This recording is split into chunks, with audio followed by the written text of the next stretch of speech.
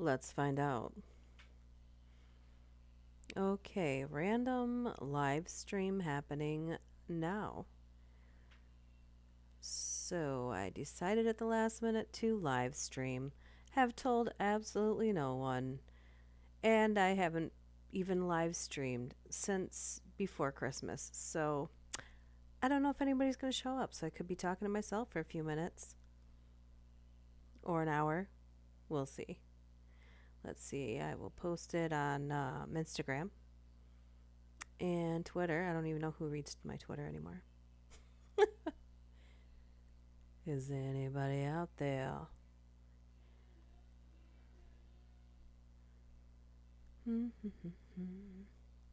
Also, if someone gets here for no reason, let me know in the chat. Hey! Hello! Absolutely no planning on my part. I'm streaming. How are you? Hey! Hey, Smoky Mountain Reads. I haven't seen you in a long time. Do you still read any stories? Do you still do any videos? Now, hey, Element. Now, in my fairness, I'm subscribed to probably like thousands of channels, so I do tend to miss uploads. So, if there's somebody that like does this too, and I don't watch your videos, it's because I have a ADHD-ish issue, and I like have 1,000 hobbies, and so therefore, I personally, I don't know about all of you, am subscribed to a bunch of DIY channels, and yeah, tend to overload myself with projects. How are you guys doing? How was your Christmas and New Year's? Last I talked to you guys, I didn't really have a voice, and I got it back just in time for Christmas. Hey, Aztec, I instantly closed my YouTube notifications, and I was like, wait, Duchess? What? Hey, Paul, hey. I was going to put it on Instagram and Twitter, but maybe I should just let it be organic. I'm just going to let it be organic and see who shows up. Issue. Have an issue? Will you guys raise your hands if you're ever on TikTok? Because I have a slight obsession with TikTok. Also, let me know if there's a lag, because I think there might be like an issue with the internet. It's really cold. Hey, Tank. Hey, Squirrel. Hey, Squirrel. How you doing? Haven't posted in a few years. Been trying to find a way into the VO industry. You know, go to acx.com. You know what? Send me an email, and then I'll show you some things that you can do in the meantime.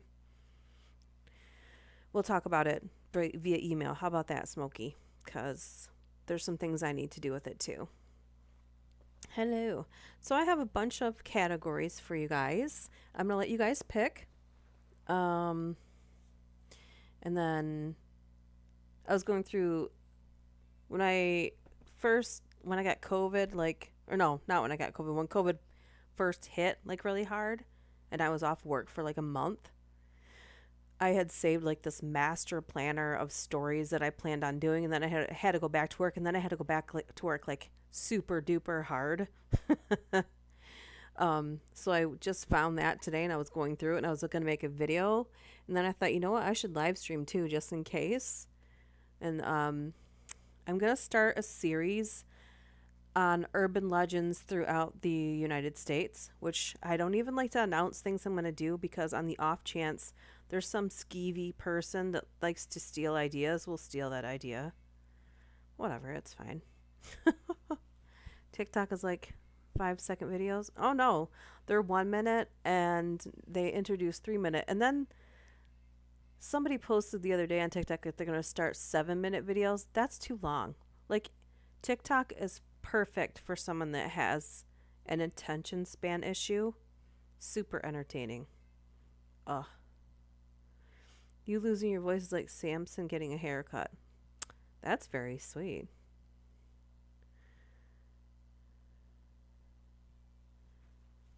It's Duchess Dark dexter676 at gmail.com. I used to mention that all the time in my videos. I probably should do it again. This thing keeps giving me like little warnings, so if it lags, I'm really sorry. It's really cold here. This past like couple weeks, it's been insanely, disgustingly cold. It says 12 degrees right now, but the real feel is, well, 13. Last night it was -2.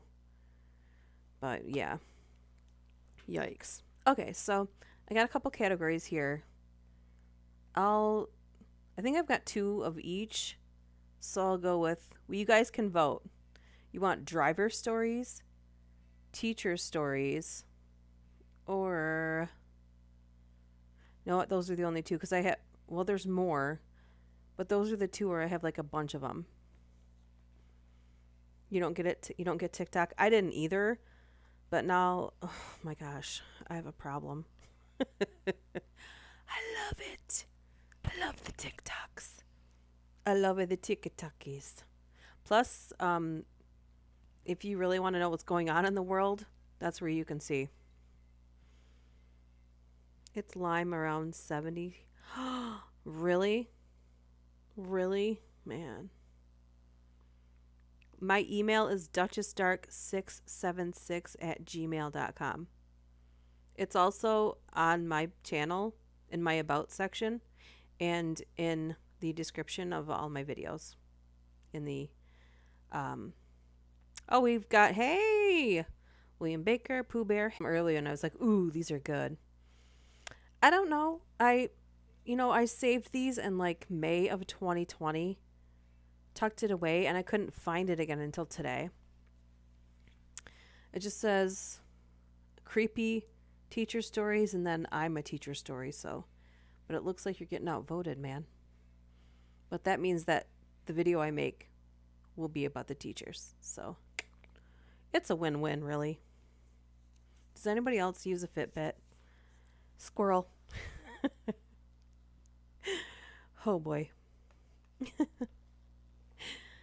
I'm kind of obsessed. Like, I don't know if anybody else is like a goal-oriented person, but I thrive when I have little goals I set for myself that no one asks me to do, and no one cares if I do them.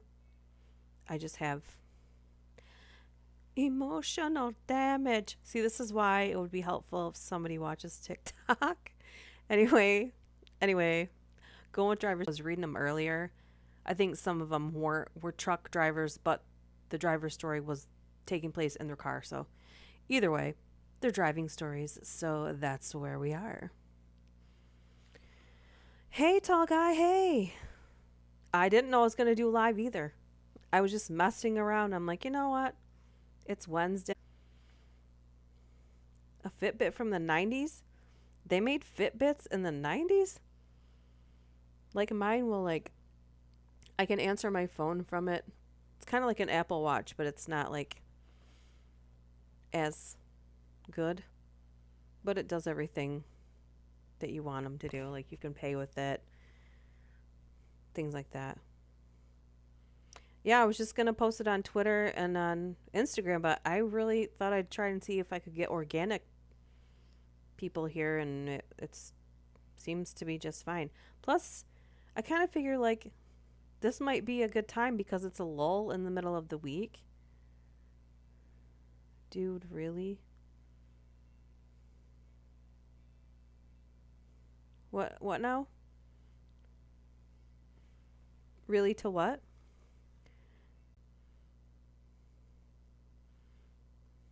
I'm lost. Super ridiculous thing to count out how many steps.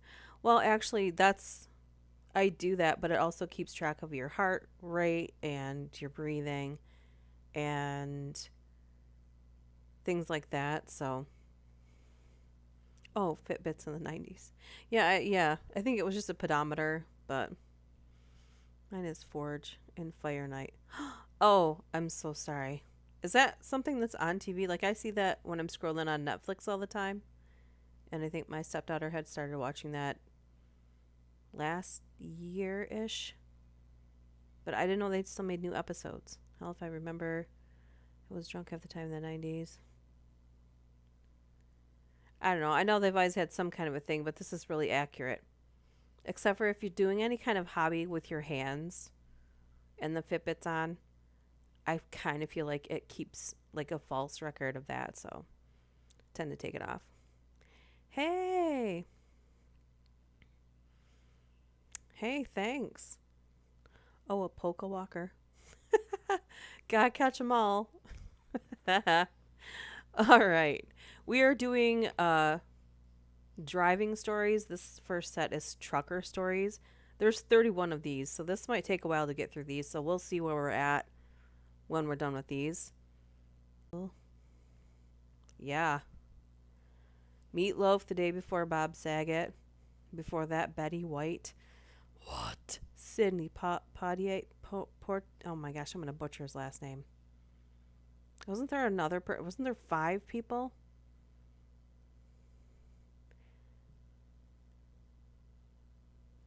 Have to try these if you can find the original gourmet chocolate fusions. You must try them. They are out of this world. Tall guy, have you been taken over by someone who's selling chocolates? What are you talking about? Oh my god. What? I know. Her birthday party was planned. Okay, now that's just a false. My voice is not going to go out this time. It's not going to happen.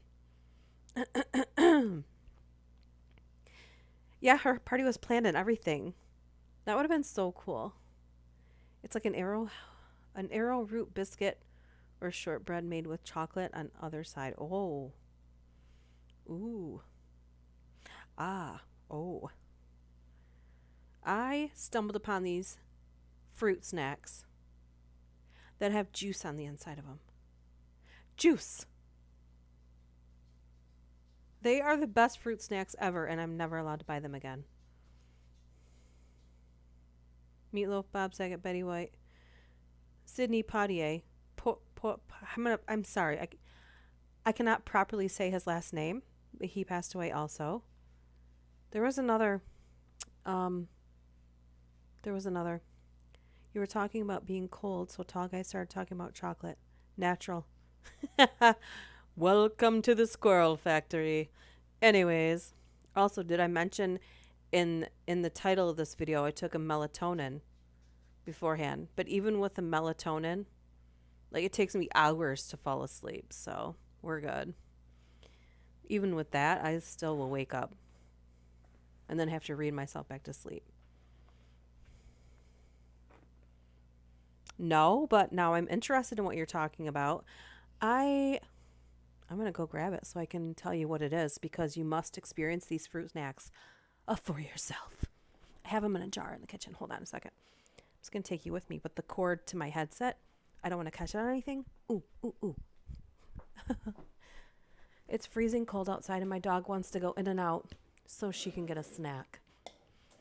Hold on a second. Let me see. Okay. They're the Black Forest ones. Juicy Burst. Black Forest Juicy Burst fruit snacks. You're welcome. If you don't like fruity stuff, you won't like them, but they're delicious. And I don't even think they should be labeled fruit snack. They should definitely be labeled a candy because they're good. Sorry, I have to let my dog out now because she must go outside to get a snack. I know. Just the regular Black Forest gummies are good. But I think they make candy too, don't they? So juicy, yum.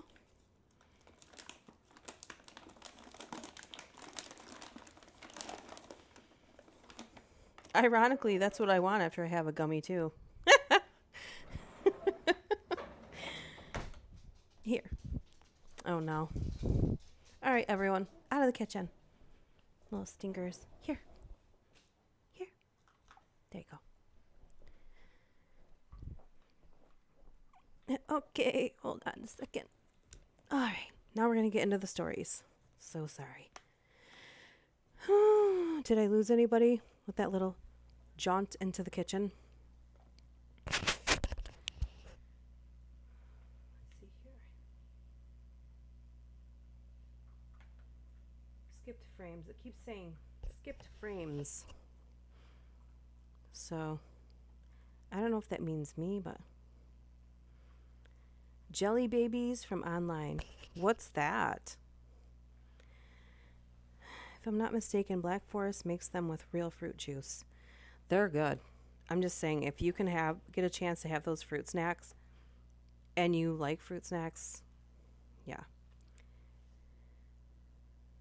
Oh, jelly babies. If I just want to do, see, sometimes I wish I had a channel where I like try snacks from around the world or something stupid like that.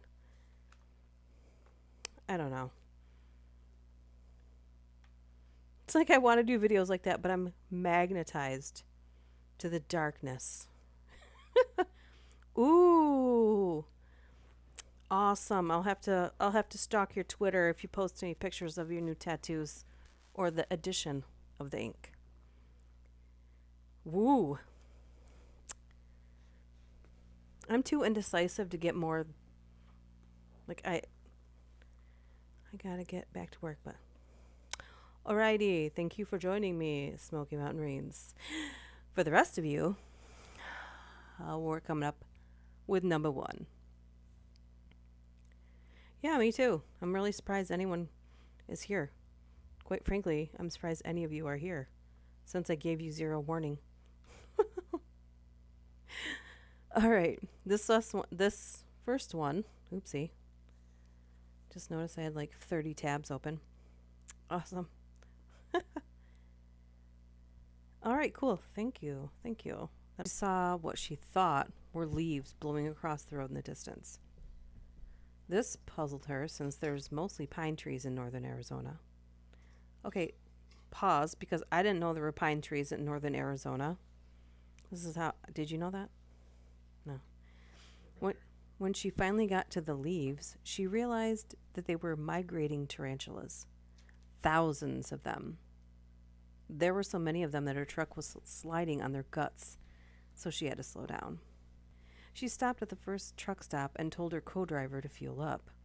He was sleeping at the time because she wasn't going to step foot outside after what she just saw. Her co-driver was pissed since it was technically his time off, and he thought she was crazy. Until he saw the tarantula guts and legs caked in the inside wheel well of the truck. She also outran a tornado in the Midwest. She was about to pull over and take cover until she saw another big rig that was parked on the side of the road get tossed a couple 100 yards like a toy. She called me and told me that she thought she was going to die, and her last words to be "I love you" to me.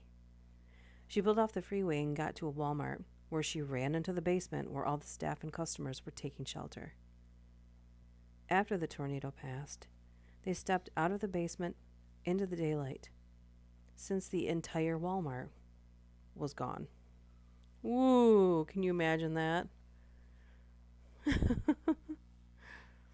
It's heading straight for Waukita. Oh my God. The YouTube notification system did its job for once. I know. I was notified in the same day for a unit story and a Goosebump story, which is pretty rare. But I need to go back and see if I can remember to turn on the notifications for every single channel. I need to go through and get rid of some, because some hobbies like I don't do anymore. So if I find a hobby, I don't know if you guys are like this. If I find a hobby, which means for each little category of hobby that my brain has wandered into, I probably have 10 to 20 channels regarding that hobby. So I need to clean house. Start scavenging for free shiz. The whole Walmart was gone, man. Just gone. They walked into the sunlight and nothing. No products. Splinters. There's probably some canned goods in there that might make it, though. I didn't. If anybody did, please let me know, because either way I'm going to see it. Even if somebody says it's not good, I'm still going to see it. Okay, ooh. I was reading through some of these earlier, so I think I got to 10, 11, or 12. And then I was like, oh, I'll save these for later, which is now. Okay, so this happened to me when I was 15.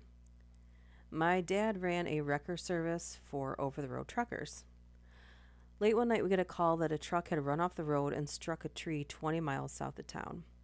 So my dad and I fired up the wrecker and headed south. When we came on the scene, the truck and trailer had ran off the road to the right and smacked a tree head on. It was one of those 100-year-old oak trees. Now, this was back in the day where the cab were over the semi-trucks, or the ones without noses, or the engine is under the cab, like flat in front is what I think he's saying. Like Ken. The truck was still running at an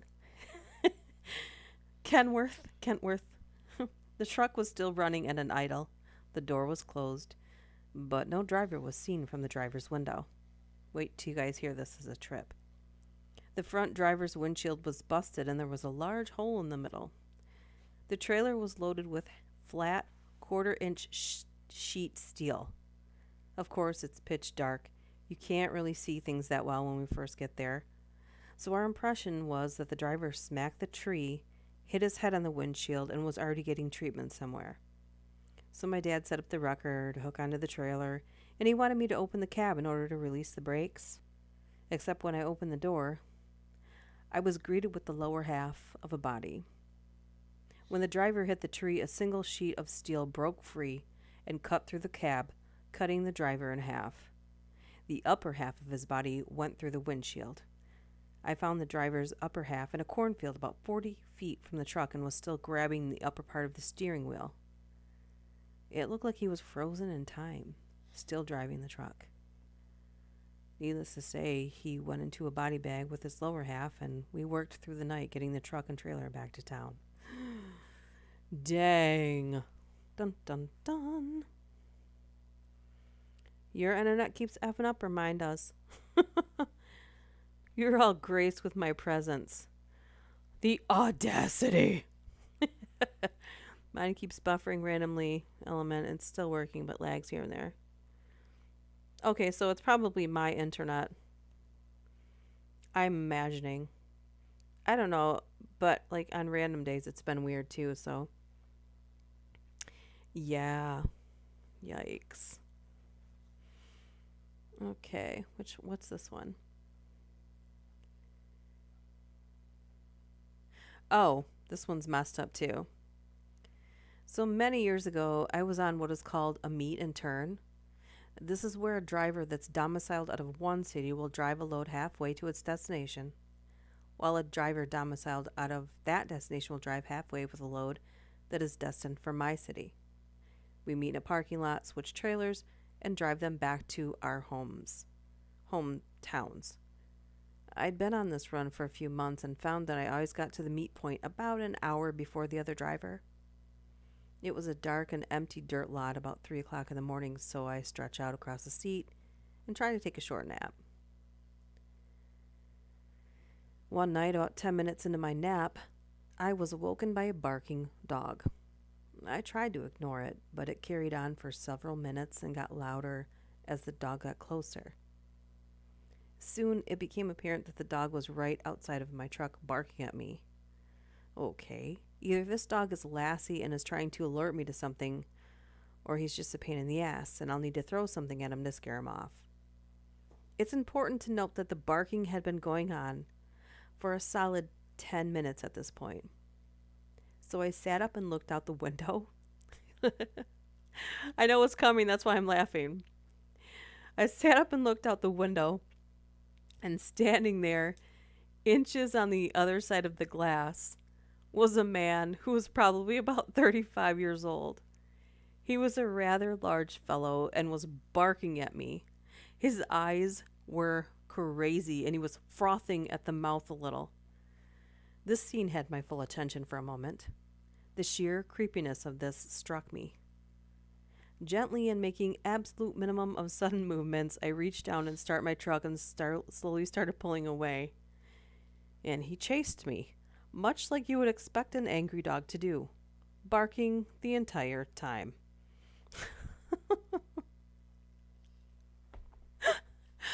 How? It couldn't have been quick if he got severed by the waist. He was probably in shock and stayed that way alive. Hey, Dave. Hello. Oh, hell, the melatonin struggle. Bordeaux. That's true. Well, I thank you. I miss reading for you guys. It's something that I've always done, and I don't know what other source there is for you to do that besides like audiobooks and this. But literally, I don't know how long you've been subscribed to my channel. When I was a little kid, I would literally record myself singing and reading. So, literally, I've done this my entire life.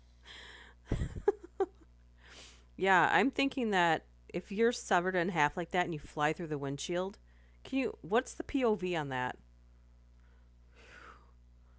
Like, you don't know what happens for a while, right? You're just like, I'm in my truck and now I'm on the ground holding on to the steering wheel. Like, what just happened? Did you just fade out? You know how when, like, you turn off an older TV and it just goes, choo. As in the woods. Depends on how hard you hit a tree. He didn't hit the tree. He flew past the tree into the woods. Depends on how hard you hit the grass. Be like, oh, I guess I better get out of here. Darn it, my legs won't work. I don't think most people survive that. No, he didn't survive it. He was cut in half, including the steering wheel. He was still grabbing onto it. And all of that stuff flew directly out of the front of the, like, how, like, the center of your body. So I'm thinking probably what? 3 to 5 minutes max before you're done. Sorry. Oh, you have heard this one before? I don't know about y'all, but chasing someone like an angry dog sounds like a good ass time. Doesn't it? Until they take a bat out of their car, which is probably what I do. Bedtime Stories did a video. Oh. Ooh. They used a graphic there? Wow. Boo. Draw is the name. The barking guy story. Oh. Thank you. People who have seen things in dreams and seen them come to reality. I have 3 stories I can confirm. Deja vu stories. Excellent. Same here. And the timeline for mine is all over the place. So I will say, though, they've been more timely lately. Probably fading out as the torso lands unless you haven't fully lost all the blood yet, because the brain can keep you alive even if it's 70. Right. So that main artery that's running through, so let's say like just below your sternum. No, not your sternum. What's this right here? Your diaphragm. So right at your let's say right at your diaphragm, there's still a main artery that runs right down the middle of your body. So that would probably be 3 to 5 minutes. Thank you, Bordeaux. That's very kind of you. Heavyset guys can take a bat like nobody's business, though. That's true. That's true. Very expressive. Oh, thank you. Maybe I should be more animated. When I first started doing this, I remember someone saying, "Is this the Siri voice?" Do you remember that? I never kept any of my... I should have kept like made an entire video of hate comments. There was a time when there was a couple of dudes that would come on and be like, "This is a man." It's a man, baby. I was like, wow. Not that there's anything wrong with that, but I'm like, it's not. Oh, God. All right. This one isn't scary, but it is entertaining, so I'm going to read it to you anyway. Was driving north through the mountains of Colorado towards Pueblo. It was my first time dealing with anything like the Rocky Mountains, so I was taking it nice and slow with my hazards on and in the right lane. Thank you, sir. Anyways, this was right in spring, so there wasn't much snow on the ground aside from a light dusting. I remember passing another truck on the shoulder on my way up. Nothing out of the ordinary. However, as I was heading down the mountain, which can be scary as shit in an 18-wheeler, trust me, I saw the same truck I passed earlier fly past me in the left lane. Now, being passed on the left downhill in the Rocky Mountains by another tractor trailer is crazy enough. But what makes it really scary is this guy's trailer brakes were on fire. He was pulling a load, could tell because the trailer was sealed. If you know anything about trucks, you know there's only so much braking you're supposed to do before they overheat and, worst case, catch fire. This guy's truck looked like a fucking comet as he sped down the mountain. It went, I can only surely be a deadly pace. I grabbed the mic on the radio and called him out. Hey man, your brakes are on fire, literally on fire. This rough and weathered sounding voice comes back over the speaker of my radio and says, cool as a cucumber.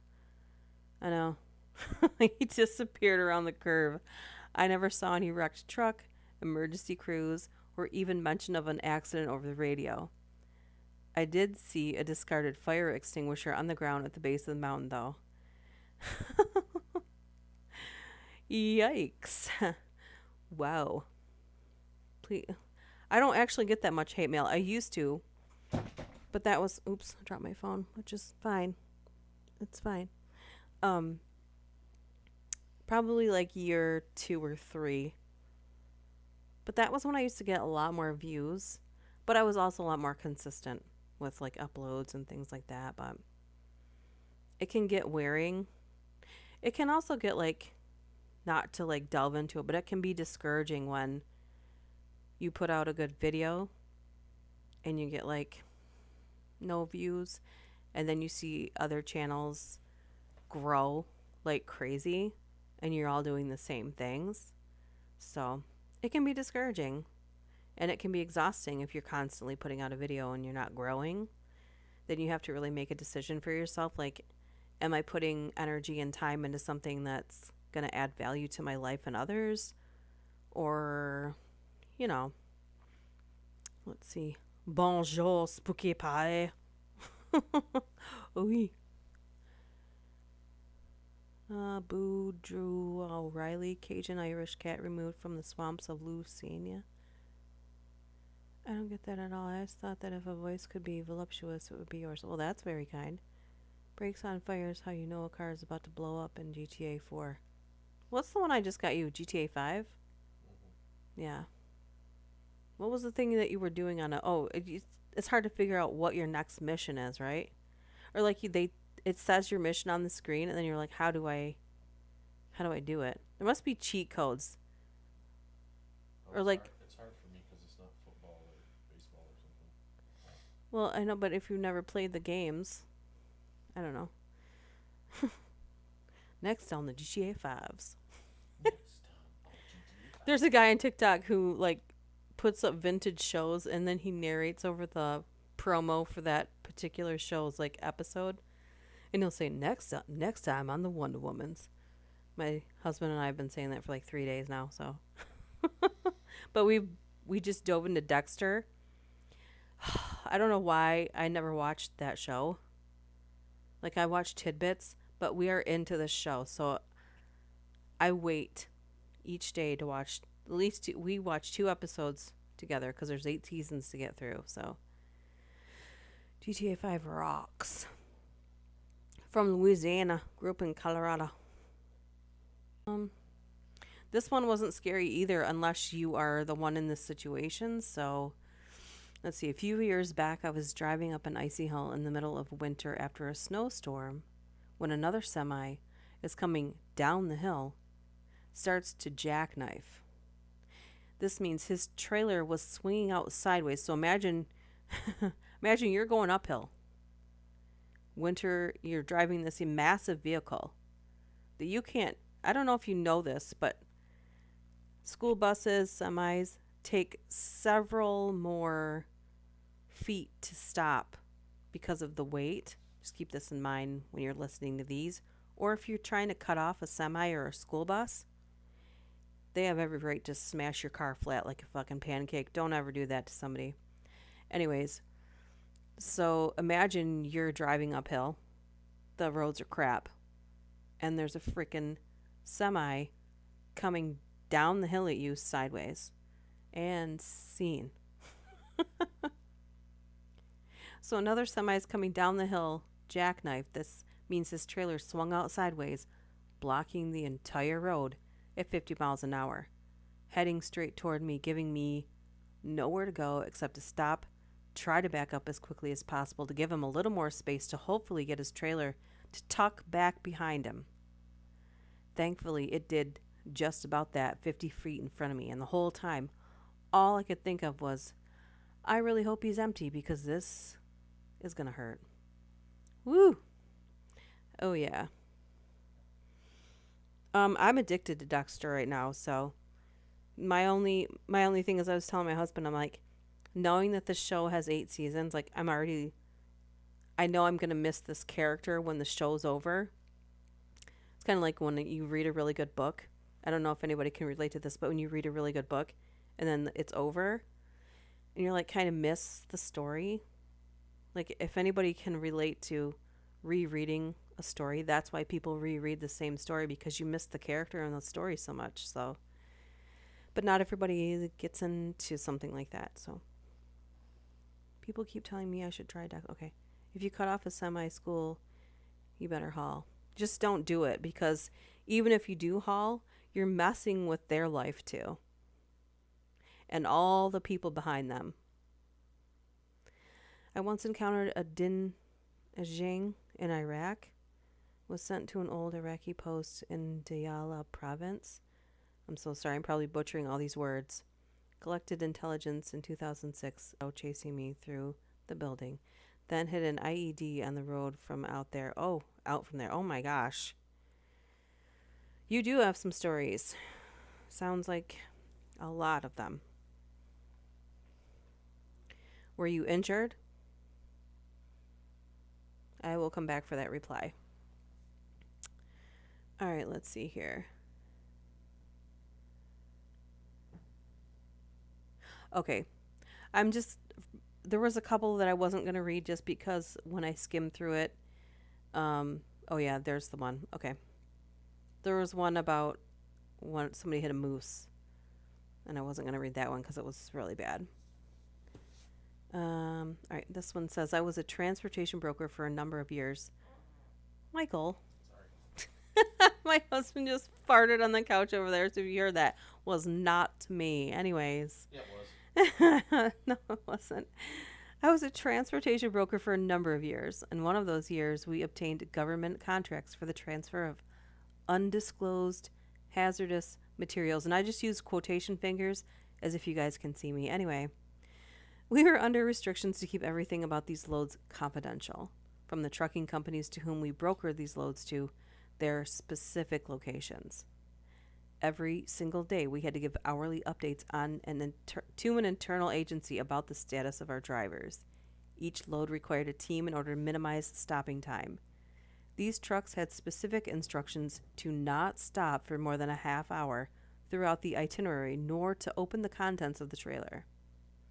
Their location was constantly monitored by GPS, coupled with a timer to ensure these conditions were met. We've had many of these contracted loads without any notable issues. However, one day proved different. During this day, one of our truckers was stopped by DOT, Department of Transportation. The officer demanded the drivers open the trailer to reveal the unidentified contents. Our drivers cited our contract with our client, stating that we could not open the trailer under any circumstances. However, the DOT was persistent and broke the electronic seal himself. Our systems at dispatch were frozen immediately. To the officer's surprise, the trailer contained Tomahawk missiles used by the Department of Defense. 2 Apache helicopters were scrambled from the nearest AFB, and the DOT officer was taken into custody, later to be released. Turns out the transportation of contents such as this are quite common, since they are concealed in a dry van. However, the public is completely unsuspecting. You know, whoever the private contractor was, obviously was a government entity, and they should have informed the DOT specifics on not to mess with the trailer then. Like, if you have that kind of authority, why wouldn't you inform them? Why are people so bad at communicating? Even authorities, people in positions of power, do not communicate clearly. It's so simple. Would solve so many issues. Like, it's annoying. open a window, somebody said, I can't smell anything. Mm-mm. It's a clean fart. It's a clean one. Clean and dry. I hope it's dry. I can't tell from here. Anyway, the Jinn Genie demon was in Islam was a protector spirit for the Islamic insurgent group in Iraq. Y'all sound like a happy couple. Gives a fella hope. Listen, if you haven't heard this before, when I met my husband, She's leaving me for TikTok. when I met my husband, I had literally I told him I'm like we're meeting as friends because I literally could not take one more horrible date or meet one more idiot. I couldn't take it. And I tell him all the time if something doesn't work out with us, I will die alone because I cannot do that again, never. So I'm totally understand when someone says, "Oh, dating sucks." Yes, I feel you. I'm so sorry that anybody has to go through that because the horror stories I hear about now are just what? Insane. Again, not to bring up TikTok, but you can just get on TikTok and look for horrible date stories, and there's hilarious amounts of them. Hilarious. Just, well, I kept seeing ghosts and insurgents while walking through the building.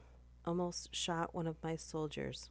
Blanked out for 20 minutes. My soldiers found me on the roof, jaw, and I was crying. Damn. These people, and then no more plausible deniability you gain. The worst case scenario of the government is it's not about the people who get hurt, it's about the political fallback. Then we sped away from the area.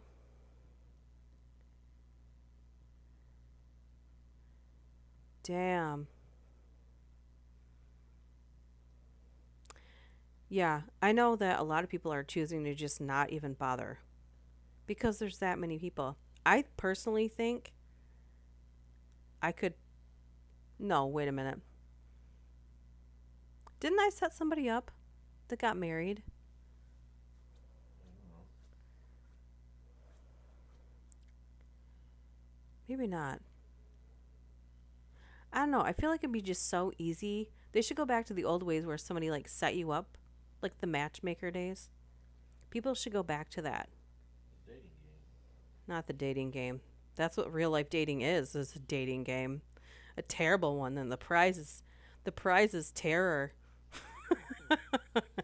The prize is horrible, horrible dates.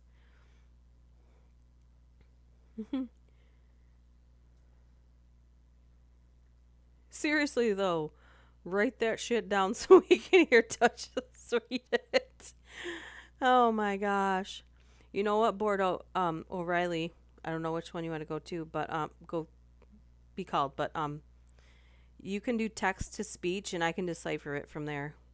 If you really want me to read it for you, just you can do that on your phone. There's even a way you can do it in Word, and I can show you that if you want. Um where you literally can just talk run on sentences. Like I know a lot of people don't like stories that way, but I don't really care because you do have a whatever. There's several options where you can literally fix a non like punctuated situation. So never keep never don't ever not submit something because it's not written like a writer. You should see some of the I literally had to almost completely rewrite a story that I have read on this channel because not only was it a total run-on sentence, it was like it was like 4 years ago, but I still did it. Actually, it probably wasn't that. Some guy burp on one of them. That wasn't me reading it. I know, but That's not what I'm talking about, though. I'm talking about editing. Uh, well, wasn't there recently a dating game on a dating game show? Those are just clown shows, though. I'm talking about real matchmakers. There used to be people passed down generationally. They had the gift to matchmake people. You can just tell. You know what? One thing I think people have like completely miscounted is the fact that they're looking for a physical attraction. You should be looking for someone who is your friend. No, you get on farmersonly.com. Stop it. Don't give dating advice. You don't give dating advice. Y'all want a good Shh. time? Farmersonly.com. You don't have to be lonely, farmers only. We get it. But you need someone that's your friend that you can trust. All you need is some hay and a banjo. I can't. We'll do this another time when he's not listening You because don't know anything. he's about hijacking dating. it. He's hijacking. Yes, yes, yes. You know how you can tell, like, we just spent time with someone in our family, who I won't mention in case they're listening, who I can tell that I can just tell when you look that's an up or a down, and there's not a clear to anybody else thing, but I can just tell. No, that's not gonna last. Like, you can just tell that's not gonna last. Nope, nope. Yes, but again, people can change all the time, so you don't know. Especially if they're younger, I think people can change all the time. Anyways. Oh my gosh, I'm gonna get back to the stories now because my husband thinks that he's the matchmaker. Matchmaker, make me a I'd say I was match, a matchmaker. catch me a Hardest thing from catch. a matchmaker. I know. I'm a fixer-upper guy. No Not with people. Stuff. stuff. Just like, me and my husband are like, man, I wish we had like, I wish we knew people like when I don't know if you guys like when I was a kid, my parents had friends and like we would go to their house or they come to our house with their kids and like we would play with the kids and the adults would like hang out and play cards and stuff. Like, do people still do this? Do people still do things like that? Do what? Hang out Some people do. like, and it's not like we're in a state of a stromboli, so we can't really like do normal things right now. Football matchmaker. He Yeah. can pick out teams. He knows which teams. Teams. Players. If you want to, I always told him he should start a football channel, but I always wanted to be part of it because then I could be the comic relief when he gets really into it. And also, I don't know much about football. I just know who's going to win when I'm watching. As soon as I'm like, oh, that team's going to lose. I don't know anything about football. No, you don't. 'Cause you say the Lions are going to win all the time, and they don't. We went to a Lions game 2 weeks ago. 3 weeks ago? Well, this coming Sunday will be 3 weeks ago. And I was like, they're going to win. And they were already winning. And I was like, wouldn't it be crazy if they intercepted it right now and got another touchdown? And they did. Thing goes there, match made, and now the dishwasher works again. What? Our dishwasher doesn't work. Wait, now what? Oh, okay. Sorry. Anyways, let's get back to the stories. All right. Let's see here. Where was I? Okay. I think we did this one. This one is like 2 sentences. I'm not going to waste our time with those. This one is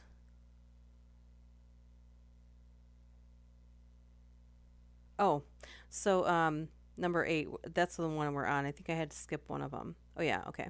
So out in remote Montana. My dad had a can of ether crack open, and I hope I said that right.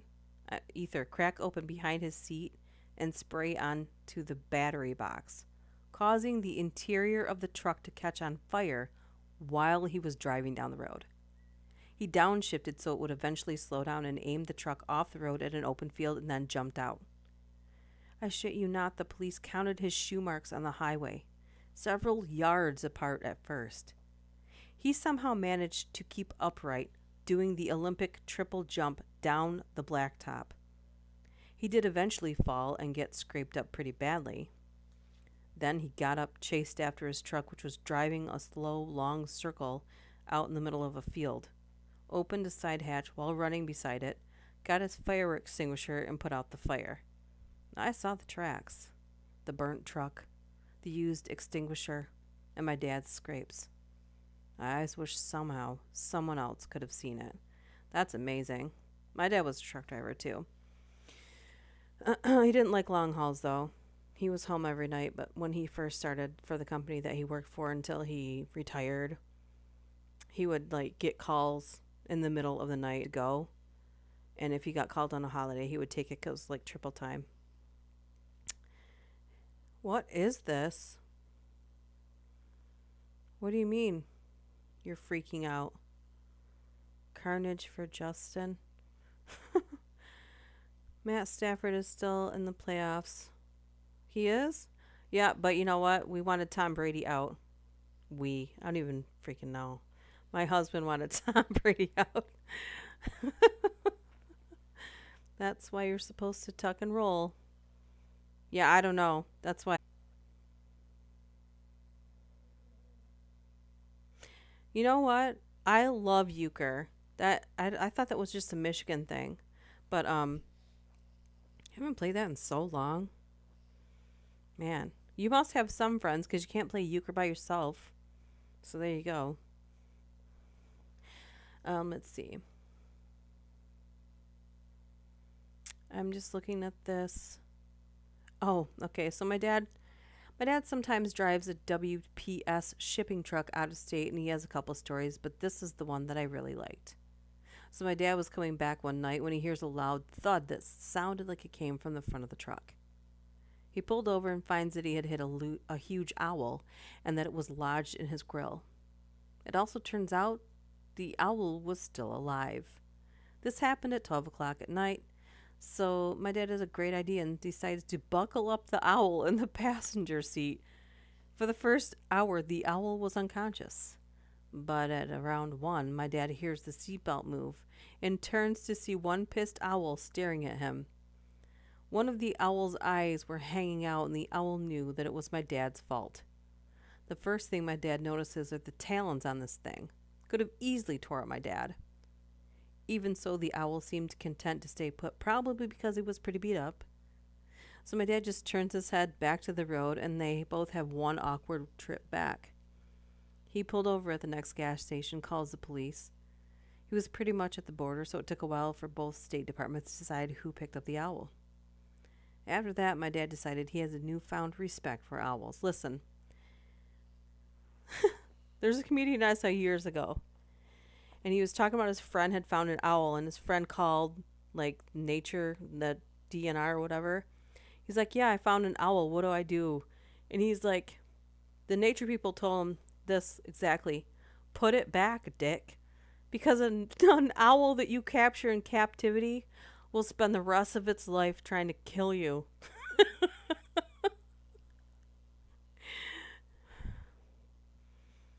uh,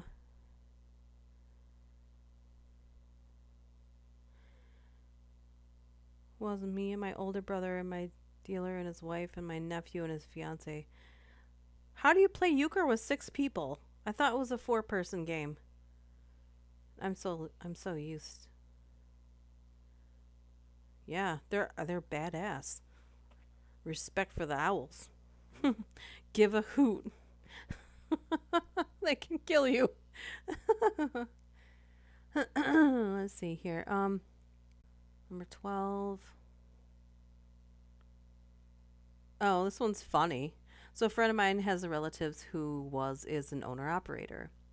One time he was supposed to ship containers of whipped cream from one state to another, passing through the Rocky Mountains.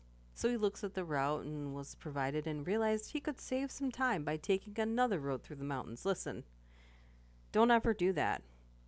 Anyways, once he gets to the other side of the mountain, he stops for a meal, checks in the back, and turns out the pass he took was high enough in altitude and pressure that it caused the lids to pop off of all of the containers, and the inside of his trailer was completely covered in whipped cream. How do you clean that out? A fire hose? You know how long a tractor trailer is? You can make a house out of those.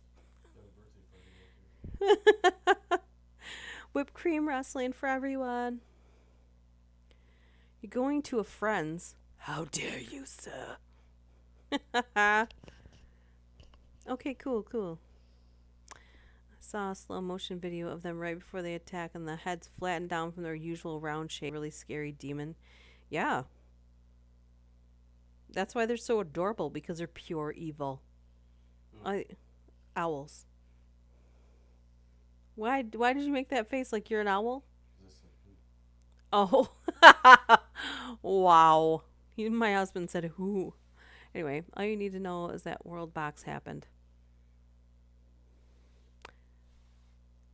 All right.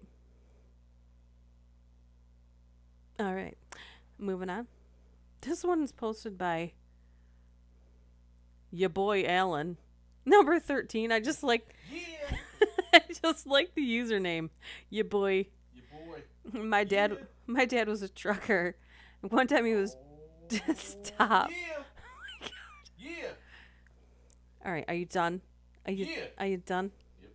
All right. My dad was a trucker. One time he was driving around Chicago at 3:30 in the morning trying to find the warehouse he was dropping at before GPS. Rolled his window down to ask a little old lady to bus stop. "Do you know where this company is?" he says. And she says, "No, but I'll suck your dick for $6." Oh my god. $6. $6 gonna buy you ramen? Must have been a while ago when Big Mac meals were $2.99. I mean, at least shoot for the sky. If you're gonna say something crazy and stupid, aim higher. $6. What a specific amount. That's a heck of a deal. I do accept checks. So my dad, who just passed away last November, was a long haul trucker from his teens until his mid-30s. He never told us a lot of stories except the one about how he knew it was time to get off the road when the pills he was taking to stay awake made him see giant rabbits on the road. But his favorite story was when he was about 19. He went across the bridge in the middle of the night, then was surprised to be pulled over. Turns out the lights on the bridge were all wired together over the roadway, and his trailer had been high enough to catch the wires and very efficiently pulled down every single light pole. How he didn't hear or see what was going on is probably due to how much attention he was having to pay to the giant road bunnies. Oh my god. There's one there that didn't make sense to me, so I'm skipping that one. So this is number 16. I'm just scanning it to make sure it's nothing too bad. Oh. Nope, that one was about a dog, so I'm skipping that one. The username for this is Mannequin Sex, so we're reading the story, and I haven't read it before, so we're going to journey down this one together. What? Mannequin Sex, is that a punk rock band? I don't know, but it should be. So, Tank, this guy that I knew before my husband, did some truck driving too. And when he was like training, the main driver went in, like it was in Detroit somewhere, and it was an alley. So the driver went in to do whatever you have to do before you back in or deliver or whatever. And he said some lady, it was hot, so the windows were down. And he said some lady with no teeth popped her head in the window and said, "I'll suck your dick for some pancakes." And he goes, "Do I look like I have pancakes on me?"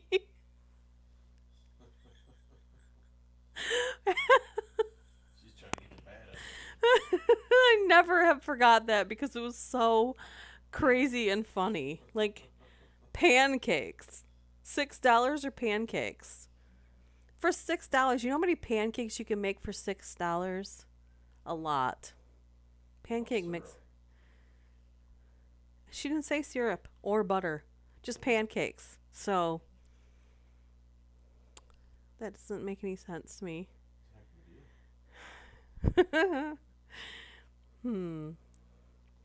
Anyways, this one's number 17 because I've had to skip a few, by Mannequin Sex. That's the person's name. that submitted the story. Anyway, my dad was in Albuquerque, stopped for the night in a pawn shop parking lot. It was about 10:30 p.m. His air compressor was empty. A female Puerto Rican tweaker jumped into the truck from the driver's side. The voice was in the passenger side window and pressed a gun to his head, ordering him to give her all his money and belongings of value. Unfortunately for her, my dad doesn't ever have cash on him, and the poor guy never buys himself anything expensive. He only had $60, a broken laptop, a cup of change, and his clothes, blankets, toiletries.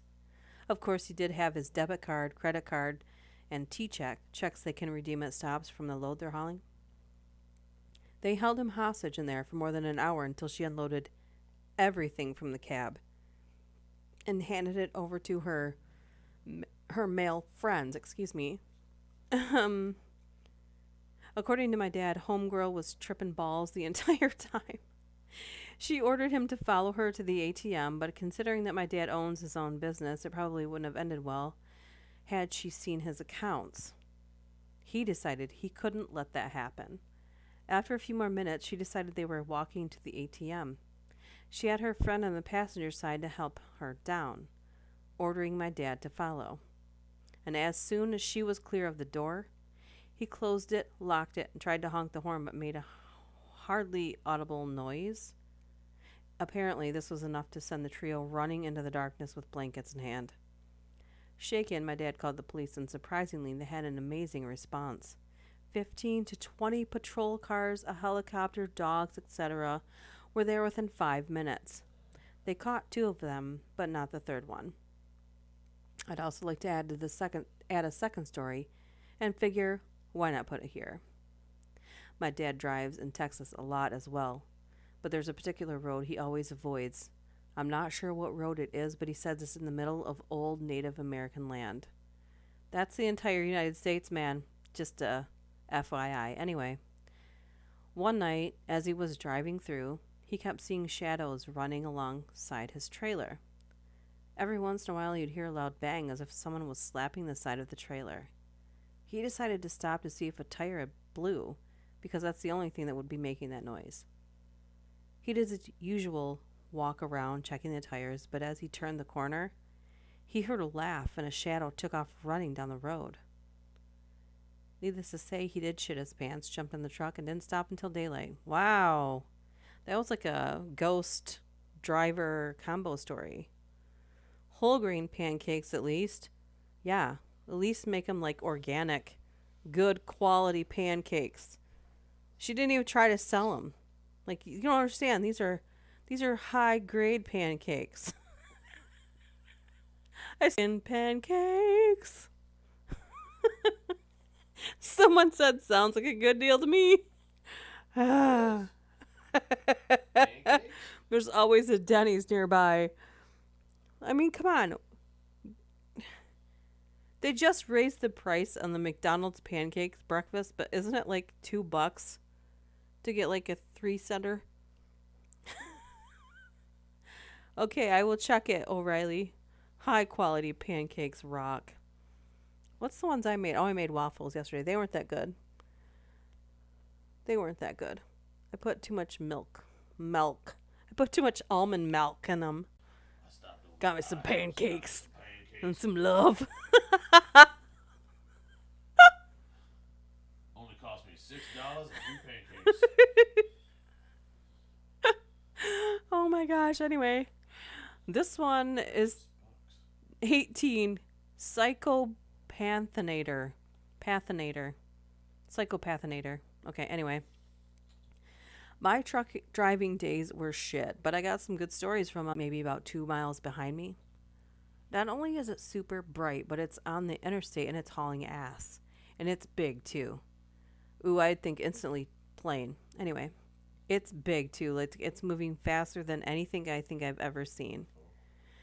Now, earlier that day, I'd called the guy who taught me how to drive, and he is really, really superstitious about life on the road. He would tell me stories about how a green apparition chased him in Florida when he was pulling too many miles, all kinds of stuff. I was already spooked from that conversation earlier, so looking into my mirror and seeing this giant light flying toward me Made my asshole clench onto the seat.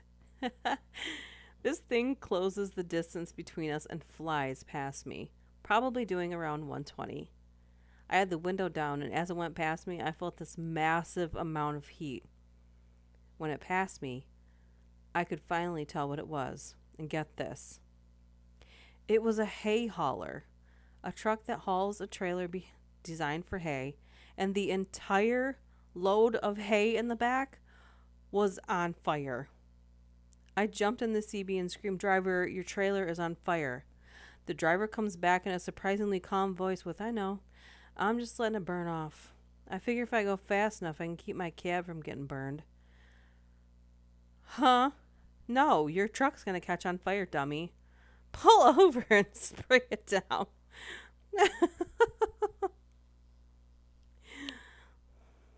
I hot be crazy. We'll find out. I'll find a way to if there's not enough of O'Reilly stories to make a video, then I will try and tie it together with some military stories. So we'll figure something out. But you definitely will inspire a video.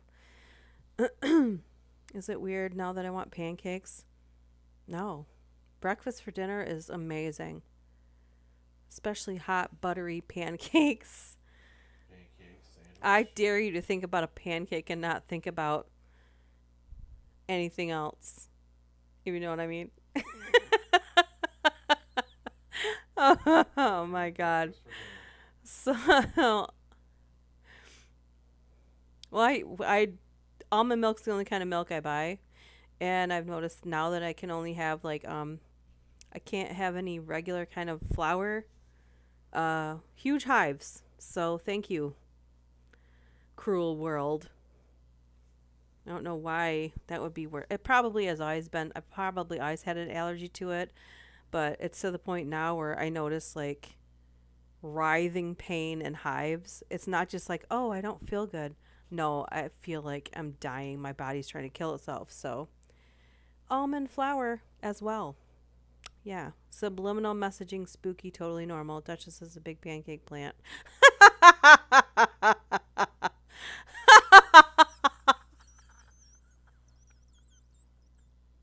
Pancake plant? I secretly work for Pancakeria. I don't know, what would it be like? Pancake Palooza? It's a pancake festival. It's in the summertime. She will There's, knit you a blanket for pancakes. huh? You will knit somebody a blanket for pancakes. Yeah, I can use my hand again. That'd be great.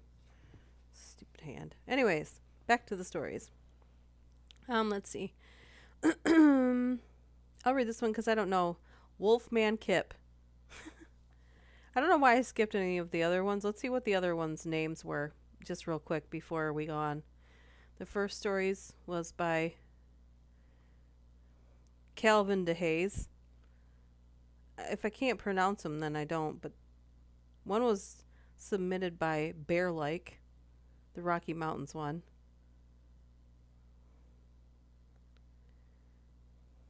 Oh, the one with the timer and the missiles. Loopy Sika. Coffee Boy. That was the one with the owl. Coffee Boy. All right, sorry. Going back down now. Oh my God. What was this one? I. How did I skip this one? Oh, that was the one for the. I was gonna read this one because it's by Dr. Chicken Beer, but it's the one. I don't know. You work for big pancakes. You're subliminally urging us to all buy pancakes, take over the world. I mean, honestly, they're easy to make. They're very versatile. You can put jam in there, honey. If you make them really thin, you could fold them over like a crepe. You can put bacon in your pancakes and make bacon pancakes, like You eat them and you're supposed to get surprises afterwards. pancakes and prizes. Hey, that is an excellent name for a restaurant. So if you guys make a pancake restaurant and you don't call it pancakes and prizes, you missed a huge opportunity. Anyways, we were on number 19. Wolfman Kip. I'm not a trucker, and neither is my mom, but this happened on her way home from Pennsylvania. So there was no one else on the highway except an 18 wheeler and my mother. Since there was no one else, she decided to drive next to the truck. And after a couple of hours of this, the truck got off for a stop and mom. When she got out of her car, the trucker gave her a big, huge hug because he felt so lonely driving with no one else on the road before she started driving next to him. You know, she could have stabbed you. Just because she was a lady doesn't mean she wasn't crazy. Come on now. So she gives pancakes. Maybe she wanted some pancakes. Making pancakes, making bacon pancakes, making pancakes. I'll have to live off them eventually since most of my teeth have been removed. You still kind of have to chew pancakes, don't you? You can mush them. You can mush them. You can gum them down. Bisquick. Bisquick.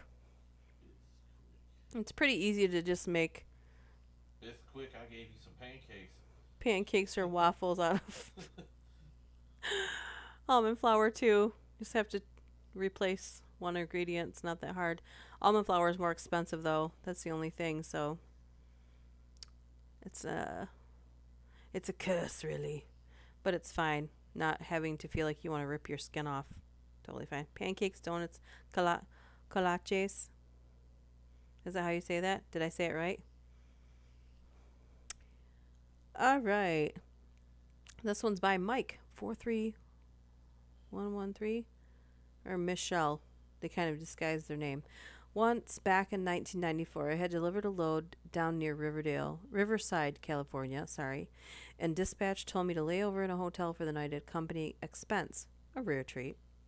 Halfway through dinner and a movie on the TV mid-evening, they called and told me to got to St. George, Utah, pulled into a truck stop to fuel up. Put the hose in the tank and jacked it so I could run fuel into the tank without my help. Stood there waiting for the first tank to fill when all of a sudden the hose jumps out of the tank and sprayed diesel all over me. I finished fuel, get a shower, clean up, wash my clothes, went to Salt Lake. Got there and found out that I missed the Northridge earthquake by a couple of hours. And I don't know if that's what made the hose jump out of the fuel tank in St. George, but I figured it was the only time it ever happened to me. Yikes. I heard that like if you get that much fuel on you it burns even if it's not like I've had fuel on me before. It didn't ever burn me. It felt cold. Mm. I mean, you want it off of you immediately, but I'm just saying. Grew up in Riverside, California. Hey. Collages. Oh, okay. Just kidding. I don't know. Oh. I thought it was collages. I thought that was Spanish. Sorry. I don't speak Spanish. It's not lazy for pancakes. I know a little, like a pinchy of Spanish. But anyways. All right, what was this one? This one's by Fredra Rochelle. My grandparents were truckers. One time they were driving along in BC and came across the fill station. They filled up and started to head down the road when they see a camper just sitting on the side with smoke coming out of it. They stopped and investigated, and it looked as though the camper was on fire. To the gas station, and my grandparents left. No idea what happened to the family, and they never took my grandparents' names. I was about 5 at the time, so there doesn't seem to be any digital articles. Wow. Real kolaches are French, and they are all fancy with fruits and stuff. You mean like crepes? Is that what you mean? It looked like a French word. I'll look it up later if I remember. This one's by Tad Jack. So my mother was a trucker for a number of years, and in the early 80s was hauling a load of old El Paso sauce to California. Oh boy. At the top of the mountain in Grapevine, she had the brakes on the trailer adjusted for the trip down the mountain. Instead, the guy had accidentally backed her trailer brakes completely. He backed her trailer brakes completely off. So she starts trucking down Interstate 5 down the mountainside in a beat up old Peterbilt that she learns when, oh my gosh, sorry, when she learns that that truck trailer and 20 tons of taco sauce have only the tractor brakes to stop the thing. She managed to bring it down to 6th gear and 8 speed, and then the brakes were too hot to slow the truck down. Speedometer needle passed 100 and stopped against the peg. Engine overrevved, and she rode the thing down the hill, laying on the horn the entire way. She didn't take a runoff ramp because she didn't want to get fired and didn't have an engine brake to slow the truck down either. So she rides this thing down the mountain in triple digits, smoke pouring off her axles, dodging traffic. When she hit the bottom of the mountain, she said it took her about 5 miles to stop the truck. My dad has been a trucker for a number of years and had one occasion to be driving the company owner's brand new Peterbilt. This was geared and had the engine to run appreciably into the triple digits. So he's hauling a load out of. Okay, so I guess it jumped to a news story in the middle of that one. Anyways, so he's hauling a load out of Detroit when he sees a guy in a pickup truck driving down the left lane with a 2 or 3 year old kid standing up on the bench. No seatbelt, no car seat. My dad rolls down his window and yells at the guy and eventually gets him to pull off the road. My dad jumps out of his truck, calmly walks up to the window of the other guy's pickup and grabs him by the collar. There's a kid. Kmart, 2 exits up. 2 exits up. Go there. I'll follow you. Don't try to run because I will catch you. The guy nods. My dad follows him to the Kmart and takes the guy's keys away. Goes into the store. Comes back in a few minutes later with a car seat and presents it to the guy. I drive this road every week. Don't ever let me see you with that kid not in a car seat. Most recently, my dad was in Mississippi at a truck stop, and this young girl, maybe 16 or 17, is asking truckers for money. My dad walks over to her. Miss, you don't want to approach these guys like this. Something bad could happen to you. What's the problem? She tells him she ran away with her boyfriend. Then he decided to just kick her out of the car a few states later and drove off without her, leaving her stranded. My dad takes her down to the road to a Greyhound, buys her a non-refundable ticket.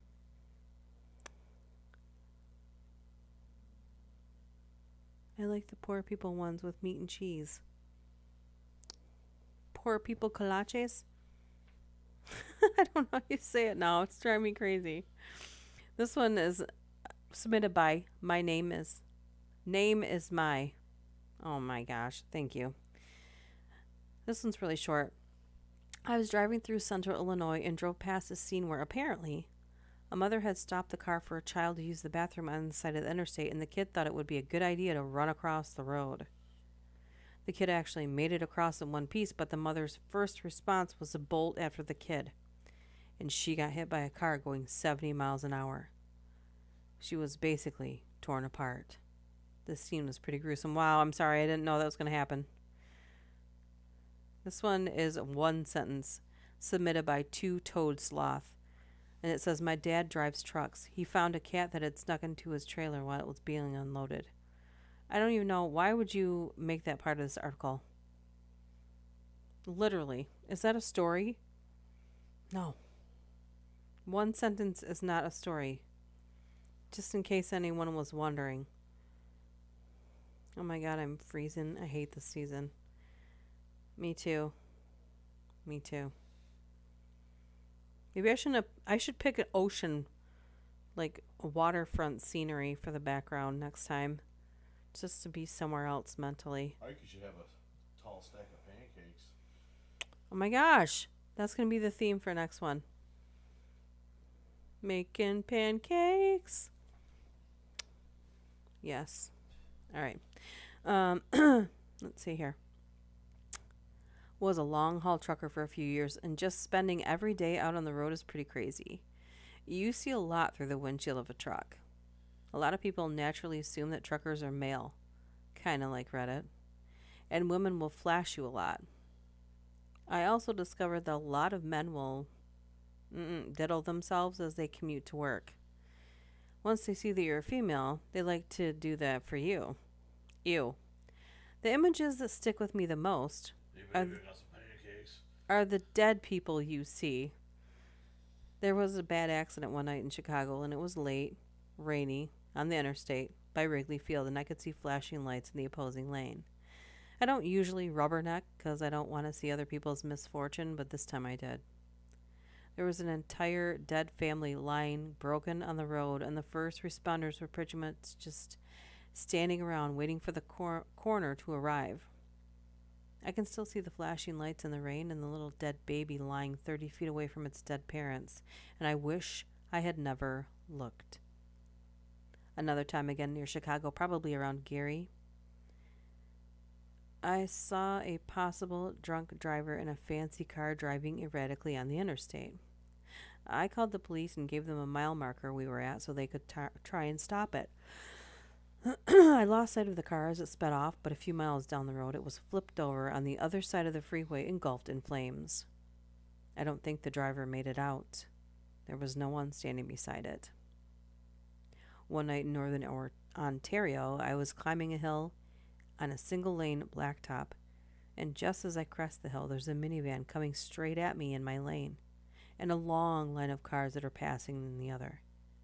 I have nowhere to go, and I'm not allowed to leave my lane of traffic even if it means killing you.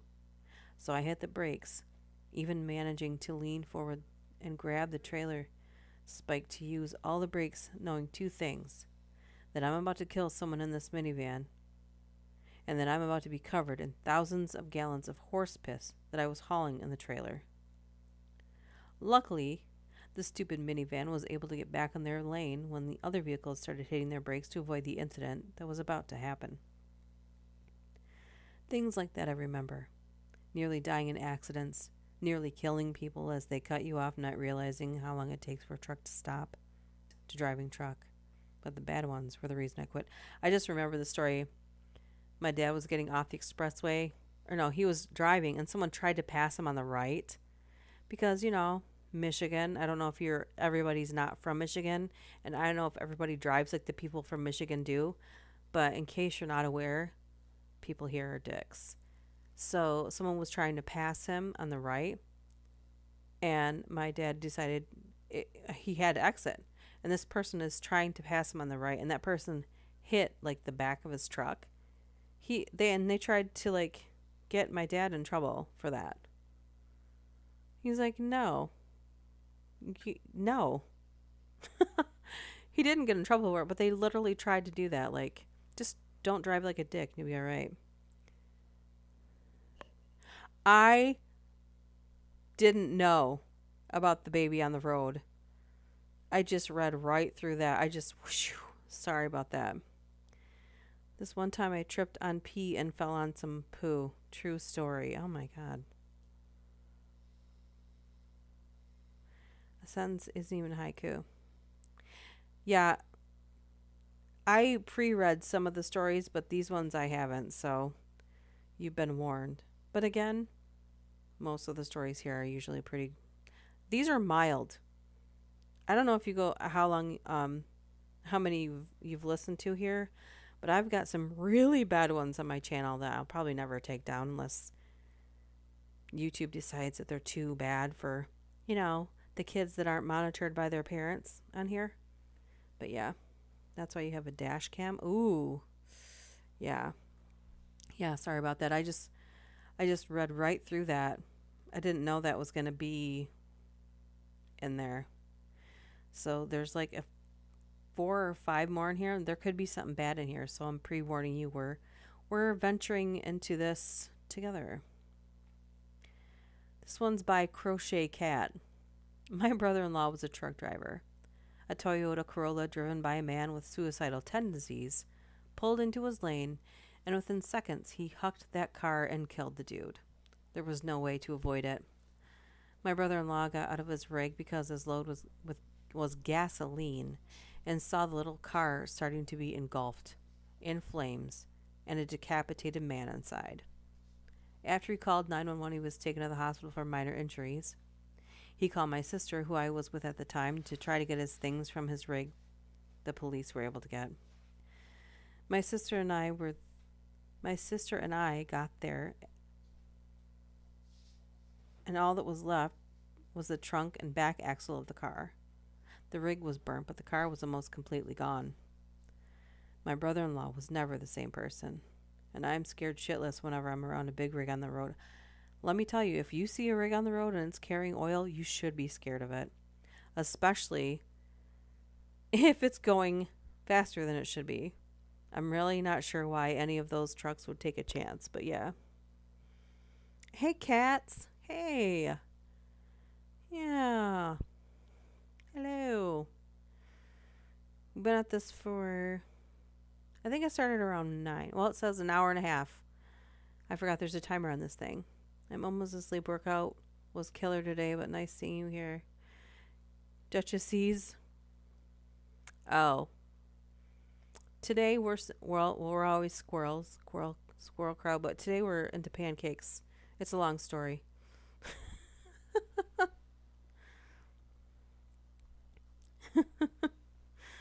Aw, I'm glad you came.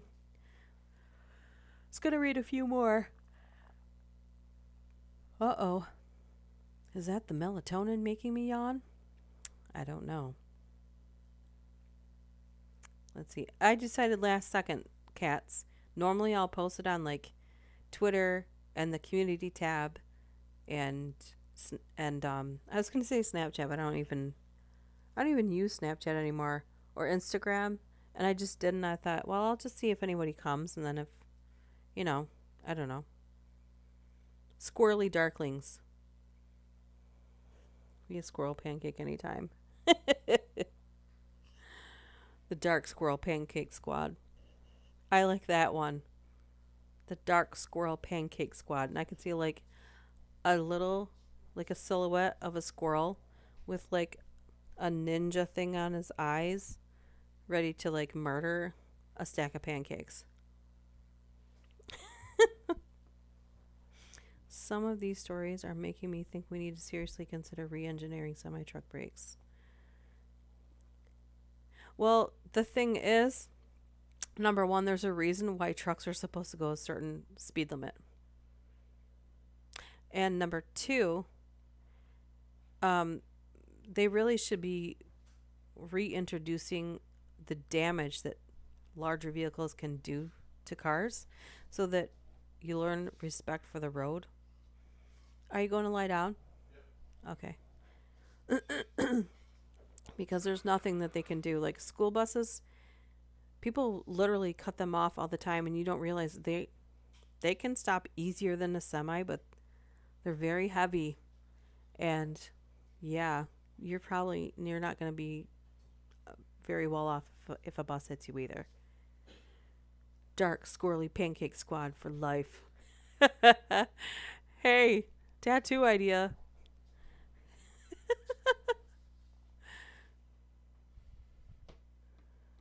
She's like, where are you going? You gonna go lay down, Dad? She doesn't understand what's happening because I'm sitting here. All right, so let's see here. My uncle was a long haul trucker back in the 90s. Mainly did international runs from Canada down to the US and back to Canada. With a pretty nice new Kenworth that had one of those maximum size sleepers in it. It had a built in toilet and the works. Wow. He decided that the small tank that came with the toilet was a pain in the ass to have to empty so frequently, so he converted half of his passenger side diesel tank into a septic tank. Ew. A few weeks after converting his tank, he happened to pull in at a truck stop somewhere in the States, park for the night after driving longer than he should have. When he woke up at 5 a.m. with the dawn just starting to get bright, he climbed out to see beside his truck something that makes him laugh every time he tells a story. On the ground on the right side of his truck was a 5-gallon jerry can, a siphon hose, with one end of his truck and the other laying on the ground, a puddle of puke and some puke footprints. Another few feet away, puddle of puke, another few feet, another puddle of puke. Some dumb moron tried to siphon his septic tank in the middle of the night. Oh, I bet he wished it was pancakes. Oh, mm-hmm. DSPS for life.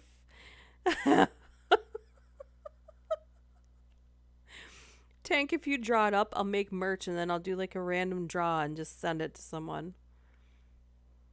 I mean, I will transfer it to either a shirt, a sweatshirt, or canvas, and then just randomly pick someone. But I'll send it to you too. I'm loving this. The squirrel lord approves.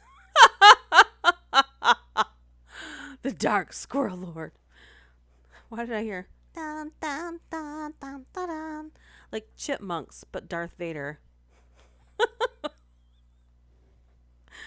It's so confusing and chaotic. I love it, especially if no one knows what the heck we're talking about and they suddenly stumble onto this. We're just reading stuff on the internet and getting distracted by side topics. That's all we do here. That's how we rolls. Oh my god, siphoning out poop. I love it. It's excellent. What poetic justice is that? So this one is I'm a Duck Nars.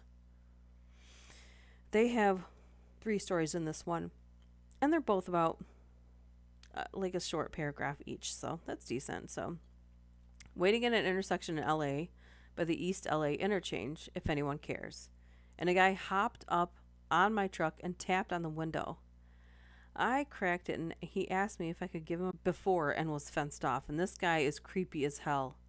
And my husband's asleep in the back of the truck. Luckily, he backed off when I told him I couldn't have passengers. Glad I'm from the area though and knew about that warehouse. Number 2, I came up into Kentucky from Tennessee on some back road, middle of the night, very foggy.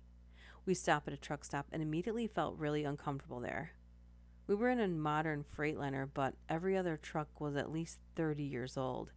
And it wasn't a tiny truck stop, probably 30, 40 spaces. Whatever, we're still hungry, have to pee, walk inside, and this place is just unreal. It was like we stepped right into the 70s. Everything was old but looked brand new. There was even motor oil in cans, not plastic containers, sodas in glass bottles. The way they spoke seemed off. We looked like aliens compared to how everyone was dressed. It just sent shivers up both of our spines the entire time. We left and never looked back. It was like an episode of The Twilight Zone. That sounds awesome. Number 3, this is my husband's, and I'm wondering if anyone can explain it. So he's sleeping in the back as his partner is in Wyoming on the 80, middle of the night, full moon. They stop somewhere way out in the middle of nowhere because my husband has to pee. So they get out, look up, and it looks like there's another moon in the sky. He said it was bigger than the moon, pale white, and flames dancing around it. It never moved, and they both stared at it for a while. He's also seen weird lights around Phoenix while driving on the 10, whatever that is. I don't know about you, but I know like when you are on a long road trip, you can see stuff that isn't really there. Like, oh, you guys are just now getting the it's the best in joke. Yes. Yes. You. Oh my gosh.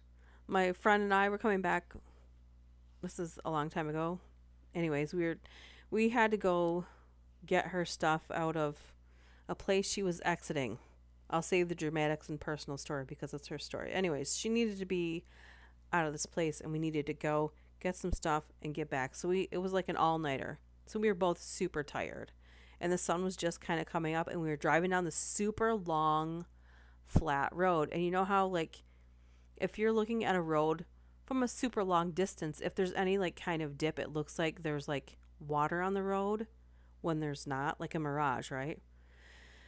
So we're driving. And I'm like, do you want me to drive? Are you getting tired? No, I'm fine. Okay. It's like the sun's coming up. It's bright enough where you can see things. People's lights are starting to like turn off because of daylight, the daytime running lamps, whatever. And all of a sudden, she slams on the brakes. There's nothing else on the road, no cars, nothing. And she's just staring in front of us. And I'm like, what is happening? Why did you stop? And she's like, staring, just staring, speechless. And she's like, is that a spaceship? There's nothing, nothing in front of us on the road. Nothing. What she was seeing was one of those like puddle mirages, but she was really overtired. And she has really bad eyesight, by the way, but yeah. Yeah. Anyways, it can really mess with you. Phoenix Lights. It's the best in joke. Oh god, that's so funny. Um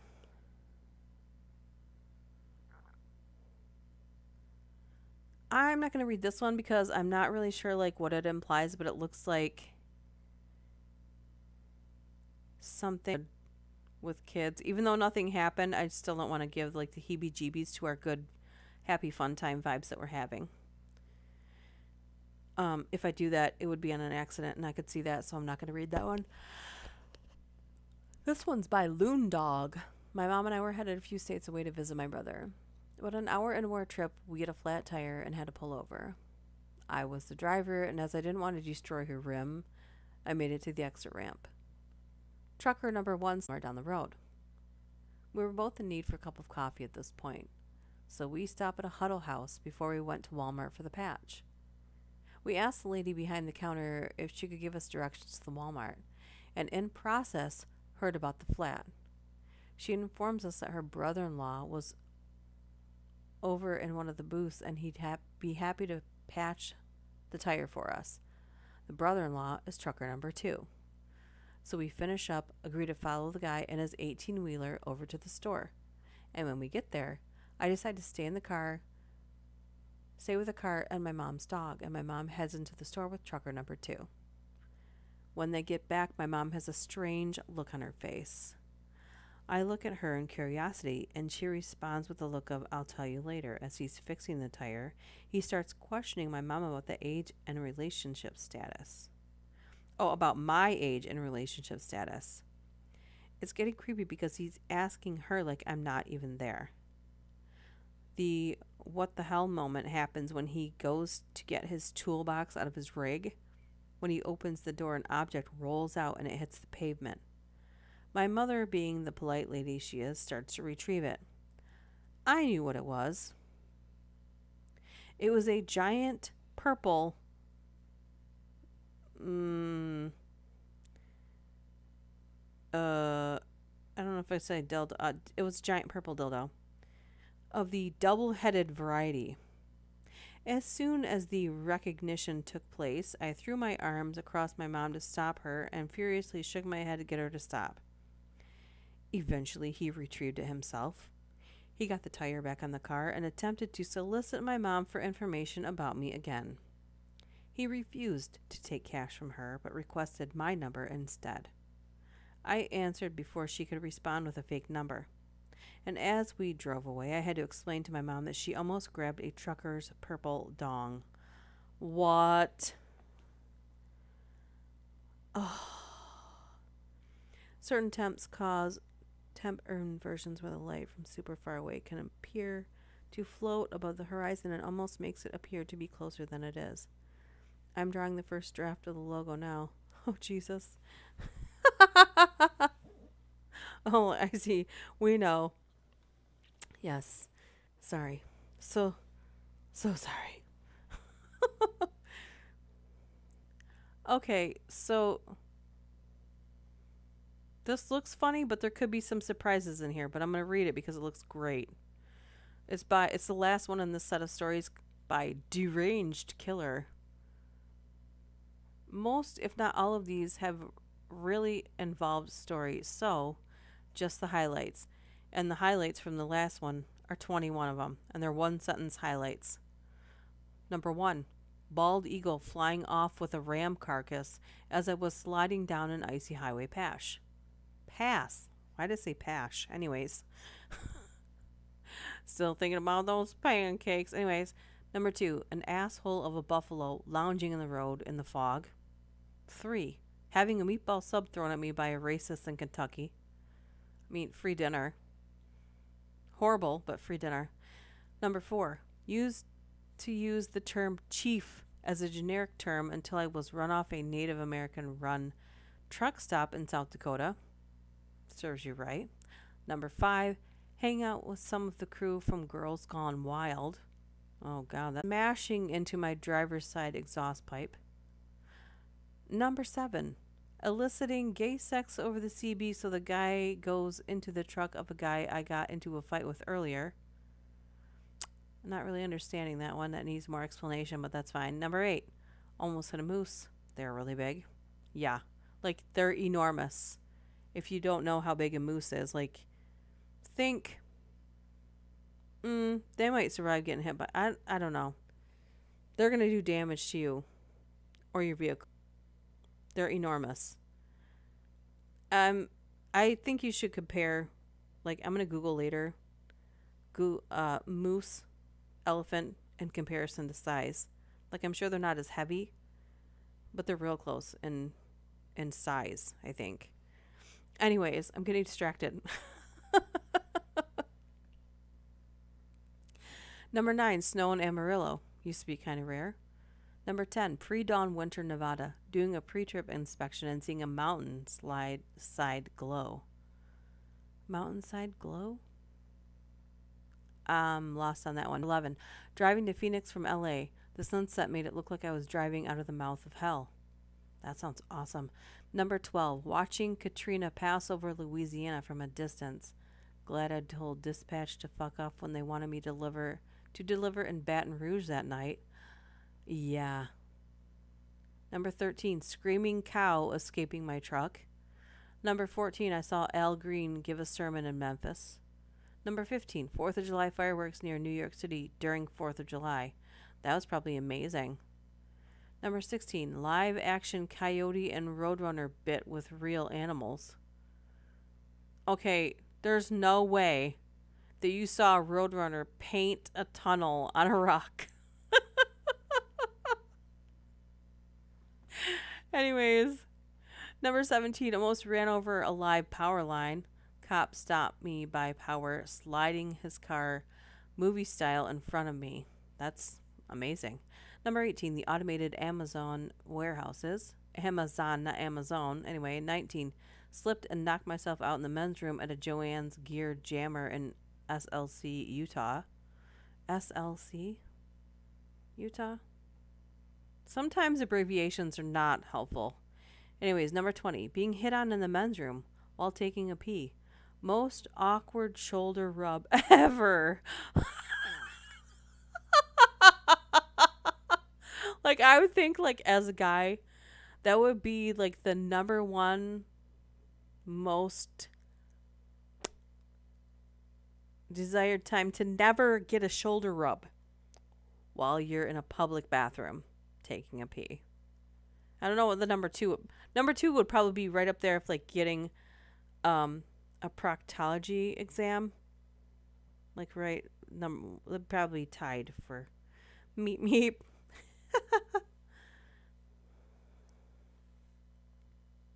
Yeah, that's what I was thinking, Tank. Like they're pretty big.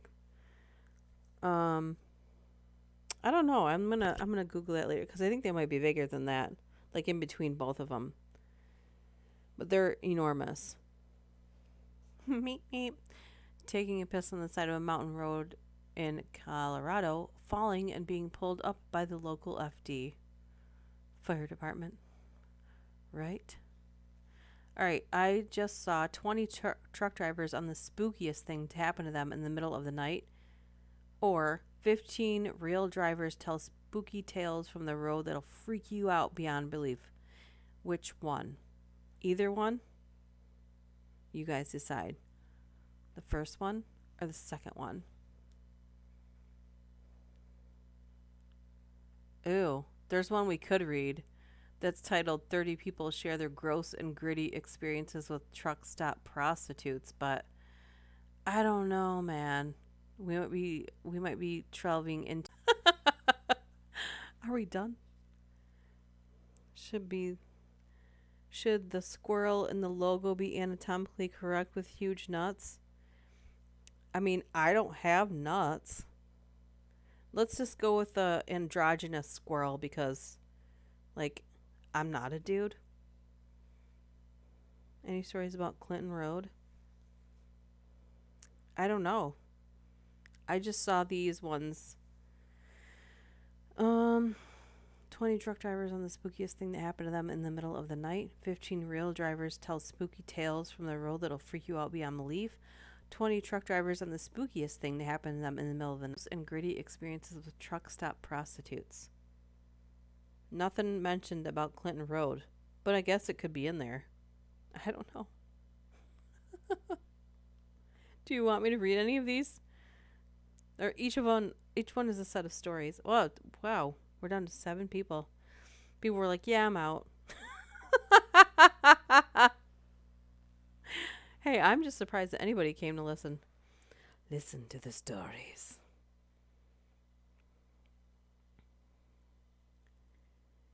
I know it was a joke. I know.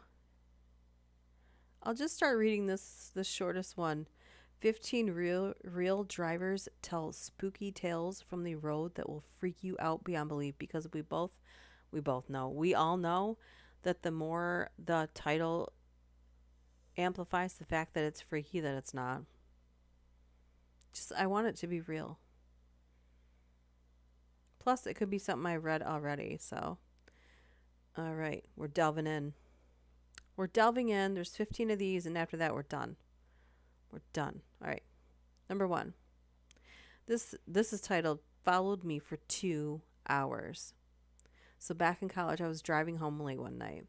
2-hour drive. I noticed this truck with round-shaped headlights following me on the freeway. Thought nothing of it and just thought we happened to be going the same way. Each freeway changes. It was still following me. 50 miles later, it's still following me, staying behind at a constant speed and good distance. I got a bit agitated. 2 hours later, I finally reached my exit to my hometown. It exited. I knew something was up. I think I've read this before. On this channel, actually. But I instantly pulled into a 24-hour McDonald's drive-thru to see if it followed me. It followed me into the parking lot, realizing I pulled in line into a drive-thru. It did a U-turn and drove off, and when I left McDonald's parking lot, I was paranoid that the truck was still just waiting around the corner to re-follow me. Luckily, it never appeared, so I went home, and to this day, I'm still not sure what that deal was. Yeah, I've read this before. We've heard enough about pancake hungry truck stop hookers for one day. Yeah. Yeah, I think so forever. I'm going to go back and read that, though, just so you know, because that sounds hilarious. Maybe. I definitely can't read it for here, though. I'm going to read this one. You guys tell me if you've heard this one, because I definitely have read that other one on the channel before. So, a silver truck followed me around.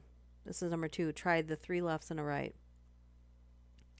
A silver truck followed me around for 30 miles, and I got off the interstate. The truck followed me down some 2-lane road for about 45 minutes. Like, why are you driving for 45 minutes?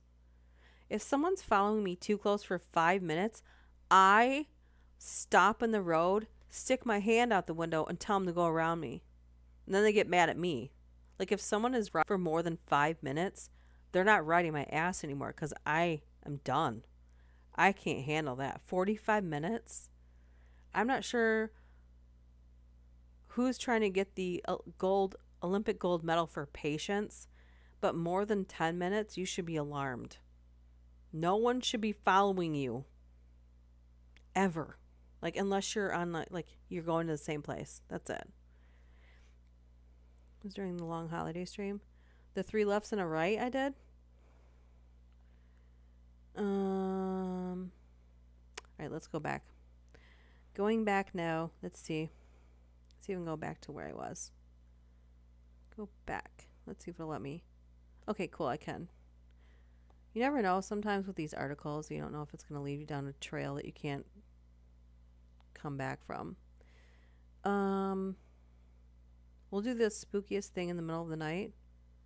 I'll read some of those. I'm not going to read the whole thing because all right, yeah, this looks good. And then these are a little bit longer too, so. Oh, this one says I parked beside a cemetery and was scared half to death. So this is supposed to be truck drivers on the spookiest thing that happened to them in the middle of the night. Dun dun dun. Yeah, so we've left that article and we found one. I parked beside a cemetery and was scared half to death, so I pulled over for a break on my way home from Melbourne from Sydney at a truck stop. If you've heard these before, please let me know also. My favorite thing, though, side note, is when someone comes on and says, you stole these stories from such and such. Like, everyone has to get their stories from the internet, but the most ridiculous part is it's somebody commenting on a video of mine that's from like 3, 4 years ago. And I definitely did the story before the other person. So it happens a lot. Anyway, pulled over on a break on the way to Melbourne from Sydney at a truck stop. No street lights or anything, pitch black. No other trucks or cars at the stop.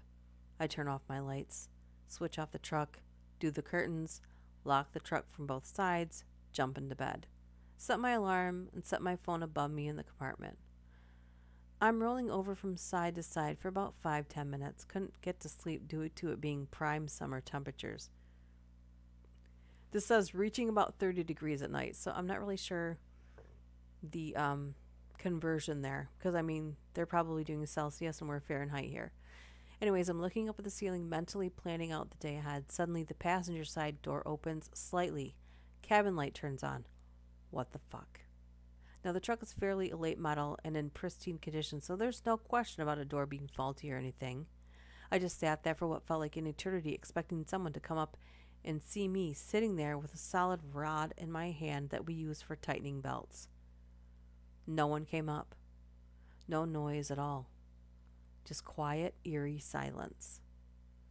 I grabbed my torch and jumped down, walked around the truck. No other trucks were around. No other cars around. It was just me and my fully loaded double, B double. After 5-10 minutes of getting screwed around with, I locked up and went to bed again. Woke up the next morning, yawned, fixed myself up, and went to bed. Went along, opened the curtains, and F my life, there's a cemetery next to where I had parked. Hunger and laziness escaped me upon realization. Grabbed the keys, put shoes on, put pants on, switched the truck on, and got the hell out of there. Now, I don't know. When I'm always by cemeteries, are pretty peaceful. Unless you've been to like a super old cemetery, then I think that kind of changes things a little bit. All right. This one says he had no idea how his truck got from one place to the next. My boyfriend is a truck driver who routinely does midnight runs. Oddly enough, I asked him this question in my parked at. Thing is, he was sleeping in his camper the whole night, and he has no idea how he got on the side of the road. And logic says someone tried stealing the truck and succeeded. The police convinced him of this happening as they saw a man in a black jumpsuit running away from his truck in a nearby field. And even then, he still feels uneasy about the entire thing. The doors were still locked from the inside, and there was no sign of anyone trying to break in. What? Damn. Some people can sleep anywhere. I would definitely feel that moving. That's crazy. I would definitely feel the truck moving. This one says an invisible person started shaking the truck. My brother was a truck driver in the 90s, early 2000s. He just told me this story a few months ago. So he was driving through Pennsylvania on his way back to New Jersey. He pulled over on the side of the road behind 2 other trailers. In the early morning, he heard someone bang on his right door. He quickly jumps from the sleeping compartment and grabs his bat. And as he looks out the window, there's no one there. But now there's a bang on the left side. Freaked out, he looks out the window and there's nothing but silence, trying to figure out what the hell is going on. Seconds later, banging on both doors simultaneously. He said the banging was so loud and the heavy truck was shaking, both curtains open. He can see there's no one out there. He quickly jumps in the driver's seat and starts the truck. He sees the other two trucks ahead of him do the same. He said he felt as if they had all experienced the same thing. That's crazy. Man, I always want something like that to happen to me, like some kind of like crazy phenomenon. I don't know. I feel like if you put me into a haunted house, nothing will happen. No matter how many people have said they've had an experience there or how haunted, like on a level from 1 to 10 it is, if I'm in it, I don't think anything will happen. I'm not saying I think I'm like some sort of dead weight that blocks anything like that from happening, except for in my own house, like wherever I dwell. Anyways, moving on. Number 4, he was robbed while sleeping in the bed of his own truck. So this is actually one I can remember. I can answer due to my father having been a truck driver for over 30 years. He's currently in the hospital due to back problems. There might be a connection. Anyways, this story might have happened 20 years ago. Anyway, and it's a retelling of a retelling. So it might go back and edit certain parts if I recall something different, but I'll try my best to summarize. So one night my father was trying to catch a few hours of sleep in the bed of his truck before having to kind of illegally drive a few more hours than he was supposed to. Due to time constraints and bad traffic all day, he heard little bumps from the outside, like a raccoon trying to get into a metal shed. So his first thought was simply, it's probably a raccoon. But then things turned a bit creepy. He started hearing more noises and finally mumbling from outside. Clearly, no raccoon. But a couple of guys, maybe 2 or 3, fully convinced this wasn't just an animal. My father tried to get up, but simply couldn't. It was like he was mentally all there, but his muscles weren't responding. It wasn't anything like sleep paralysis, though. It turns out those guys put a little rubber tube through the truck's little skylight, which was tilted open slightly for some fresh air while sleeping, and poured some sort of knockout gas or something into the truck's cabin. Barely conscious, he would just lay there and watch as 2 men entered the cabin after fiddling around with the lock for a few more minutes. Took all they could find, both company and private phone, his wallet, even his shoes. Something that I personally find most terrifying. One of the thieves was searching everything very thoroughly. He gave my dad a complete pat down. Pockets of pants, shirt, under his pillow, basically anywhere someone might hide something valuable. Personally, that would have freaked me out the most. The most interesting part of the story is that he told me about, as if you were just a thing you got to go through when being a trucker. And this story isn't too rare out there, he said. He also told me a ton of horror stories from other drivers, but I wanted to keep it in the family for this one. Okay. Oh no. Her kappa got dictated.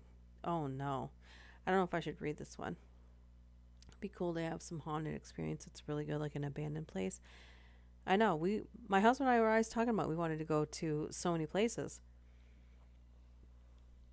But it's so rare. Like, we're not spring chickens. Like, I don't want to, like, go somewhere that you're going to. But also, like, when you go into those places, um, like, if you hurt yourself in America, if you're not, like, in the U.S. listening to this, you can't afford to get hurt here. So, like, I don't know. But yeah, I would like to see something like that tangible happen in a place that's supposed to be haunted. I don't know. I'm just curious. Most of the time, the most haunted places on earth, nothing happens. Yeah, I think it takes specific people or, like, setups for that to be that way. So I don't know. I'm a believer, but I'm also like a huge doubter when people like have so much evidence happening all the time. This one says a woman got decapitated by the wheels of his truck. So I don't know if you guys want me to read that or not. Uh, I don't know. I was gonna see if you guys want me to skip that one.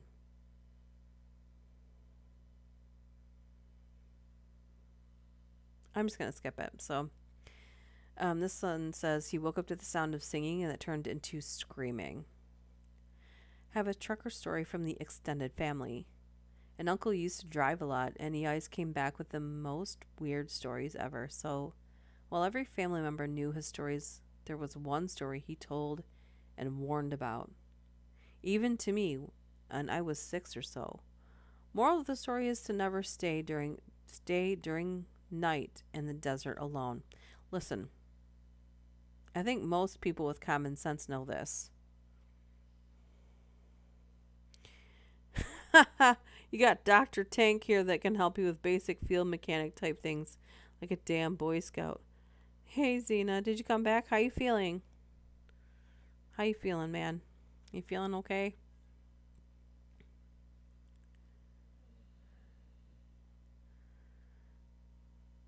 Okay, so it seems once he drove to Chile, Chile, whatever. You guys tell me how I should pronounce that. Anyways, he had a contract and the way there was okay. I made the travel myself later in life. It's beautiful. Whenever he was done, he usually spent a few bucks on booze, but this time, due to a family gathering, he wanted to get back as soon as possible. So instead of drinking in some bar, excuse me, instead of drinking in some bar, he decided to sleep a bit at the Atacama Desert. Well, it's a desert, and he had parked way outside the road a few miles before the next village. He sleeps and wakes up to someone singing. He's confused and thinks that it's the radio, but the radio isn't on. Sorry, I'm reading this weird, but it's written weird. So the singing stops, and it sounds more like a scream of help. That's when he wants to get out and help, but still he's confused. He said he started the motor and the lights to see where and who was there. He also did open the window a bit and yelled, asking what happened. Nothing. Right then, when he decides to get out anyway, he catches movement in the corner where the lights end. It looks like a woman, but the face was pitch dark. He freaks out and drives away, non-stop, until he reached home. Whatever he saw or thought he saw, every time he told the story, his face went pale. Even my grandmother commented how he was usually very jolly, but whatever happened in the Atacama Desert freaked him out. It's Chile. That's what I thought too.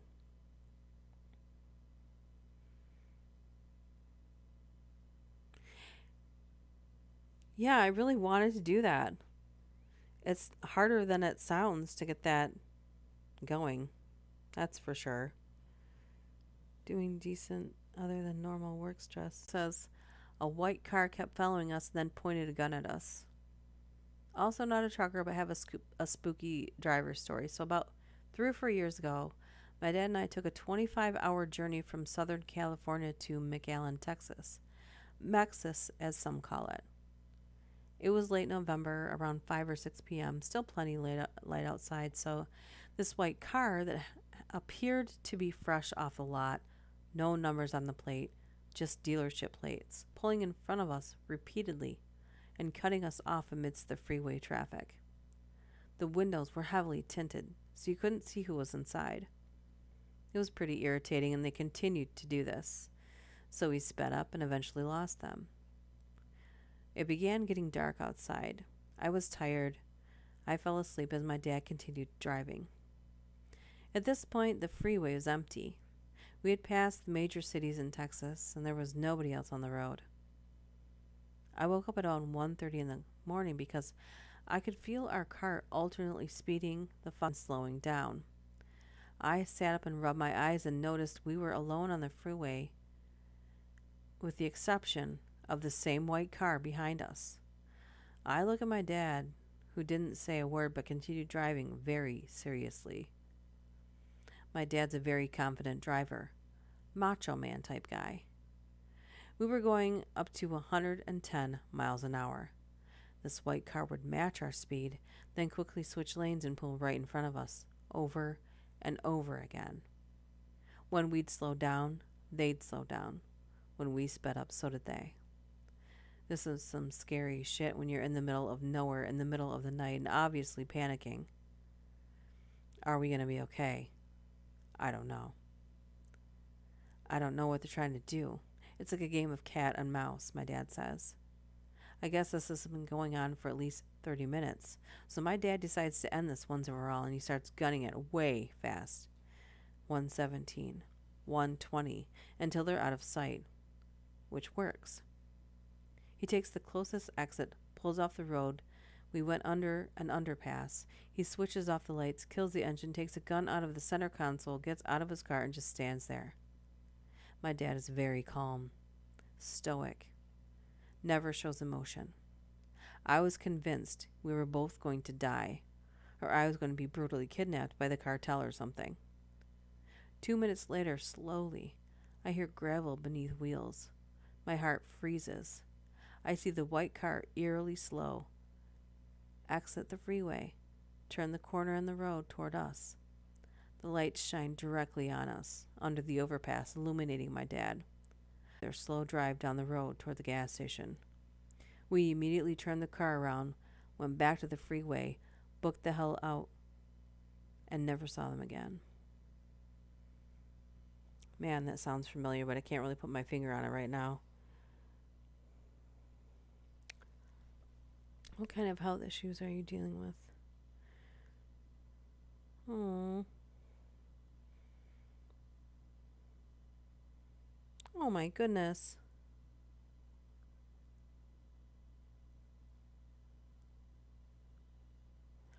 Tank, I'm sorry to hear that, man.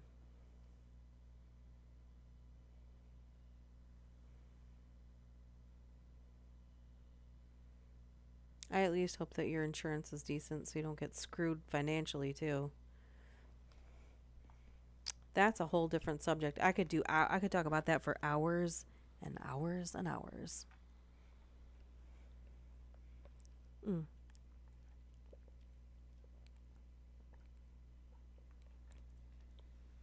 Probably should have moved the microphone away from my mouth when I took a drink. I think I'm going to read one more and then we're going to call it a night because I can voice. But who knows? I don't see a whole lot of people, so. I mean, we were talking about that, like, it's so bad that, like, even if you have insurance, and let's say, like, I don't mean to sound morbid, but if I had something, like, morbidly wrong with me, it would make no sense for me to find out. Because if I knew that I was going to die, I would not put my husband in debt that he would have to pay off after I died. If I know I'm going to die anyway, I'm just going to die. That's how bad our healthcare system is here.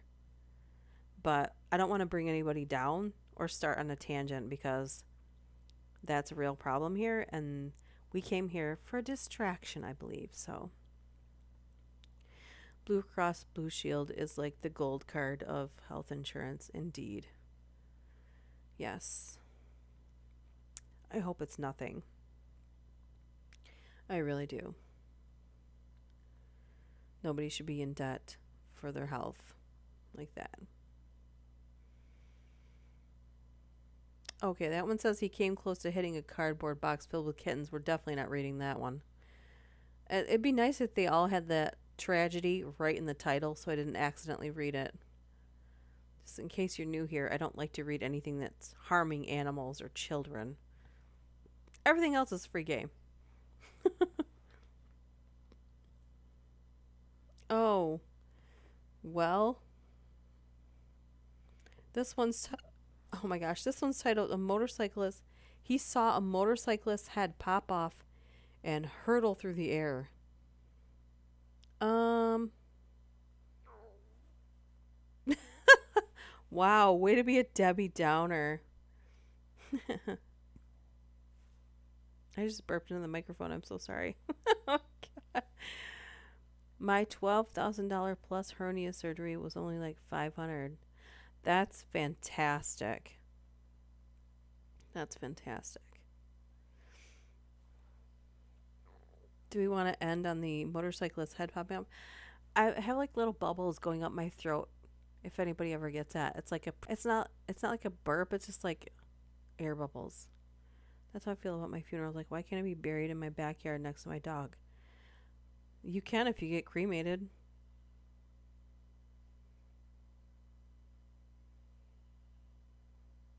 Like, you totally can. Wah, wah, wah. I feel like we should have read the hooker stories now. Oh, no. I'm going to try and look for a funny one to end this on a good note. Just because. Ooh, that one's scary. Some of these are scary. Like, yikes.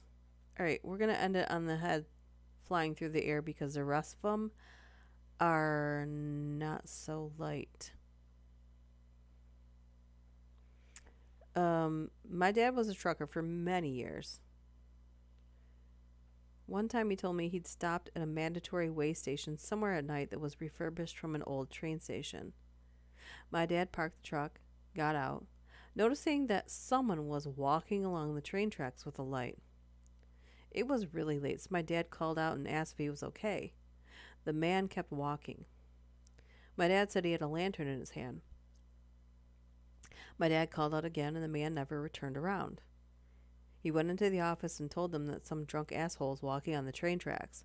And the guy behind the desk nonchalantly says, "Yeah, was it this guy?" and points to an old picture on the wall. It was a picture of the rail yard guys from like 70 years before. And sure enough, my dad had seen one of the guys in the photo. Apparently, a lot of people have seen whatever that was and come in asking questions. Apart from that story, he has many where he's seen people die, seen bad accidents, and driven past blocked off parts of the road where you can clearly see a white sheet over lots of blood. He told me a story once where he saw a motorcyclist merging onto the freeway get into an accident with a car, and the cyclist's head popped right off, helmet and all, and went hurtling through the air.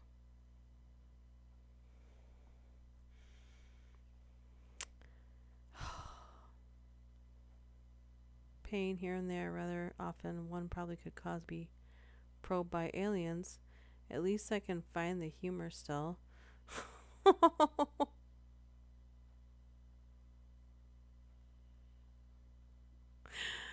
Oh my goodness. Well, as soon as you know, you should let us know too.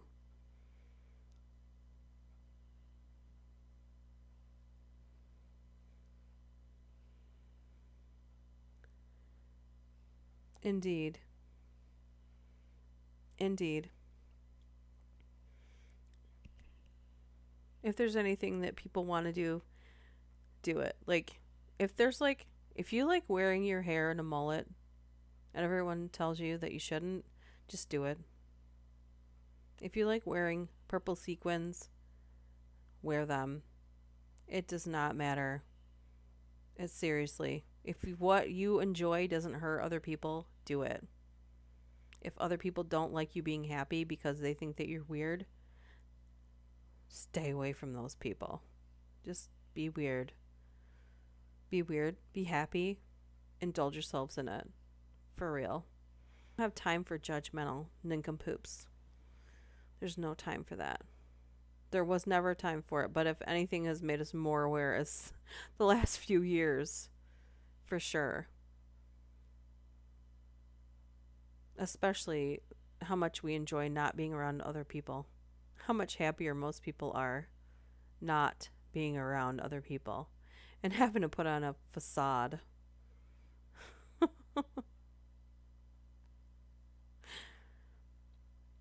For sure.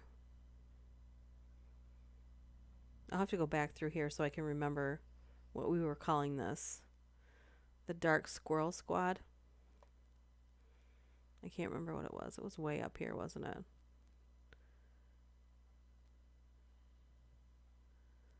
The Dark Squirrel Squad. I can't remember.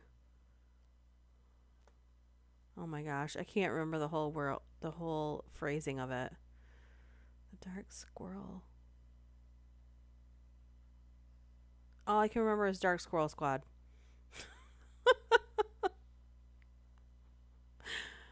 Oh my god, if you want to wear hair in a mullet.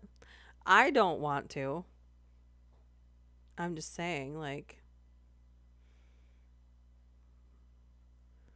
what is that a link to something, Madge? Is that a bot? Is that a bot? Is this a bot? Vorn dot RD. What?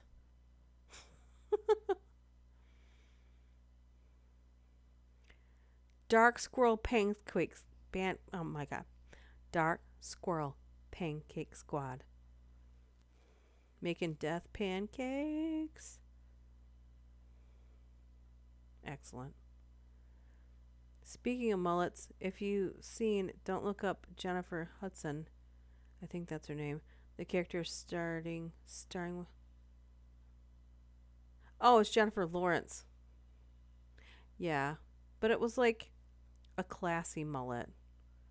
Like if you look back at like, there's mullets and there's mullets. But if you want to wear either one, it's fine. It's fine. I think it's called a wolf cut, isn't it? It's like a mullet and something else mixed together. And either way, I don't know. I'm not a big like trendy haircut person. Like my hair is in a phase of regrowth because if you don't know, I kind of like destroyed my hair and had to cut it all off, so it's been growing back and I had the summer of hats. Strong. Dark Squirrel Pancake Squad. I'm going to write this down. I should have written it down before. I have a pen right here. It's ridiculous. On that note, we're probably going to wrap it up though because it's getting later and I'm starting to get squirrelier. There's mullets and then there's good old mullets. Exactly. A tight party in the front and a tight fade business front and then a wild party in the back. That's what I call that.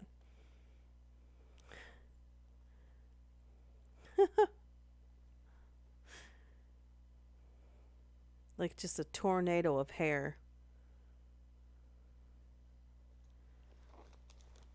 I think you're going to enjoy the Dark Squirrel Pancake Squad. That deserves jackets, like right straight up. I think I should take my Cricut and make some like iron-on things to like send out, cause that sounds funny. I have not watched it yet, and I have meant to watch that movie, so I'm gonna need to do it.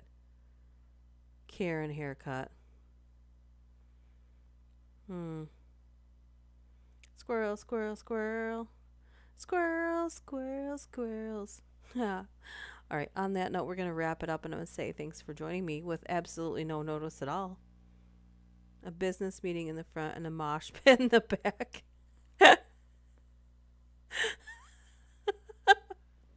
Yeah, that's probably more accurate. A mosh pit in the back. That hair's got its own zip code going on back there. You cross a county line from the front of the head to the back.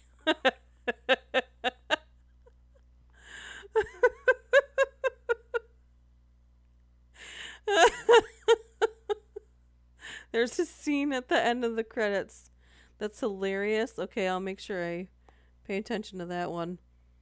Big time. I'm trying to look back to see this truck stop prostitute stories. I'm seriously going to read those to sleep. I watched it. It was better than I thought it would be, and I really liked the way they ended it. Yes, and I'm making a video tomorrow, so there should be one up on Saturday. I don't know if I'm going to do a chat during the video on Saturday because I don't think the video is going to be very long. So I don't want you guys to come and then think we're going to be chatting for 2 hours when it's only going to be like a 10 or 15-minute video. You know what I mean? Bye. Dark Squirrel Pancake Squad out.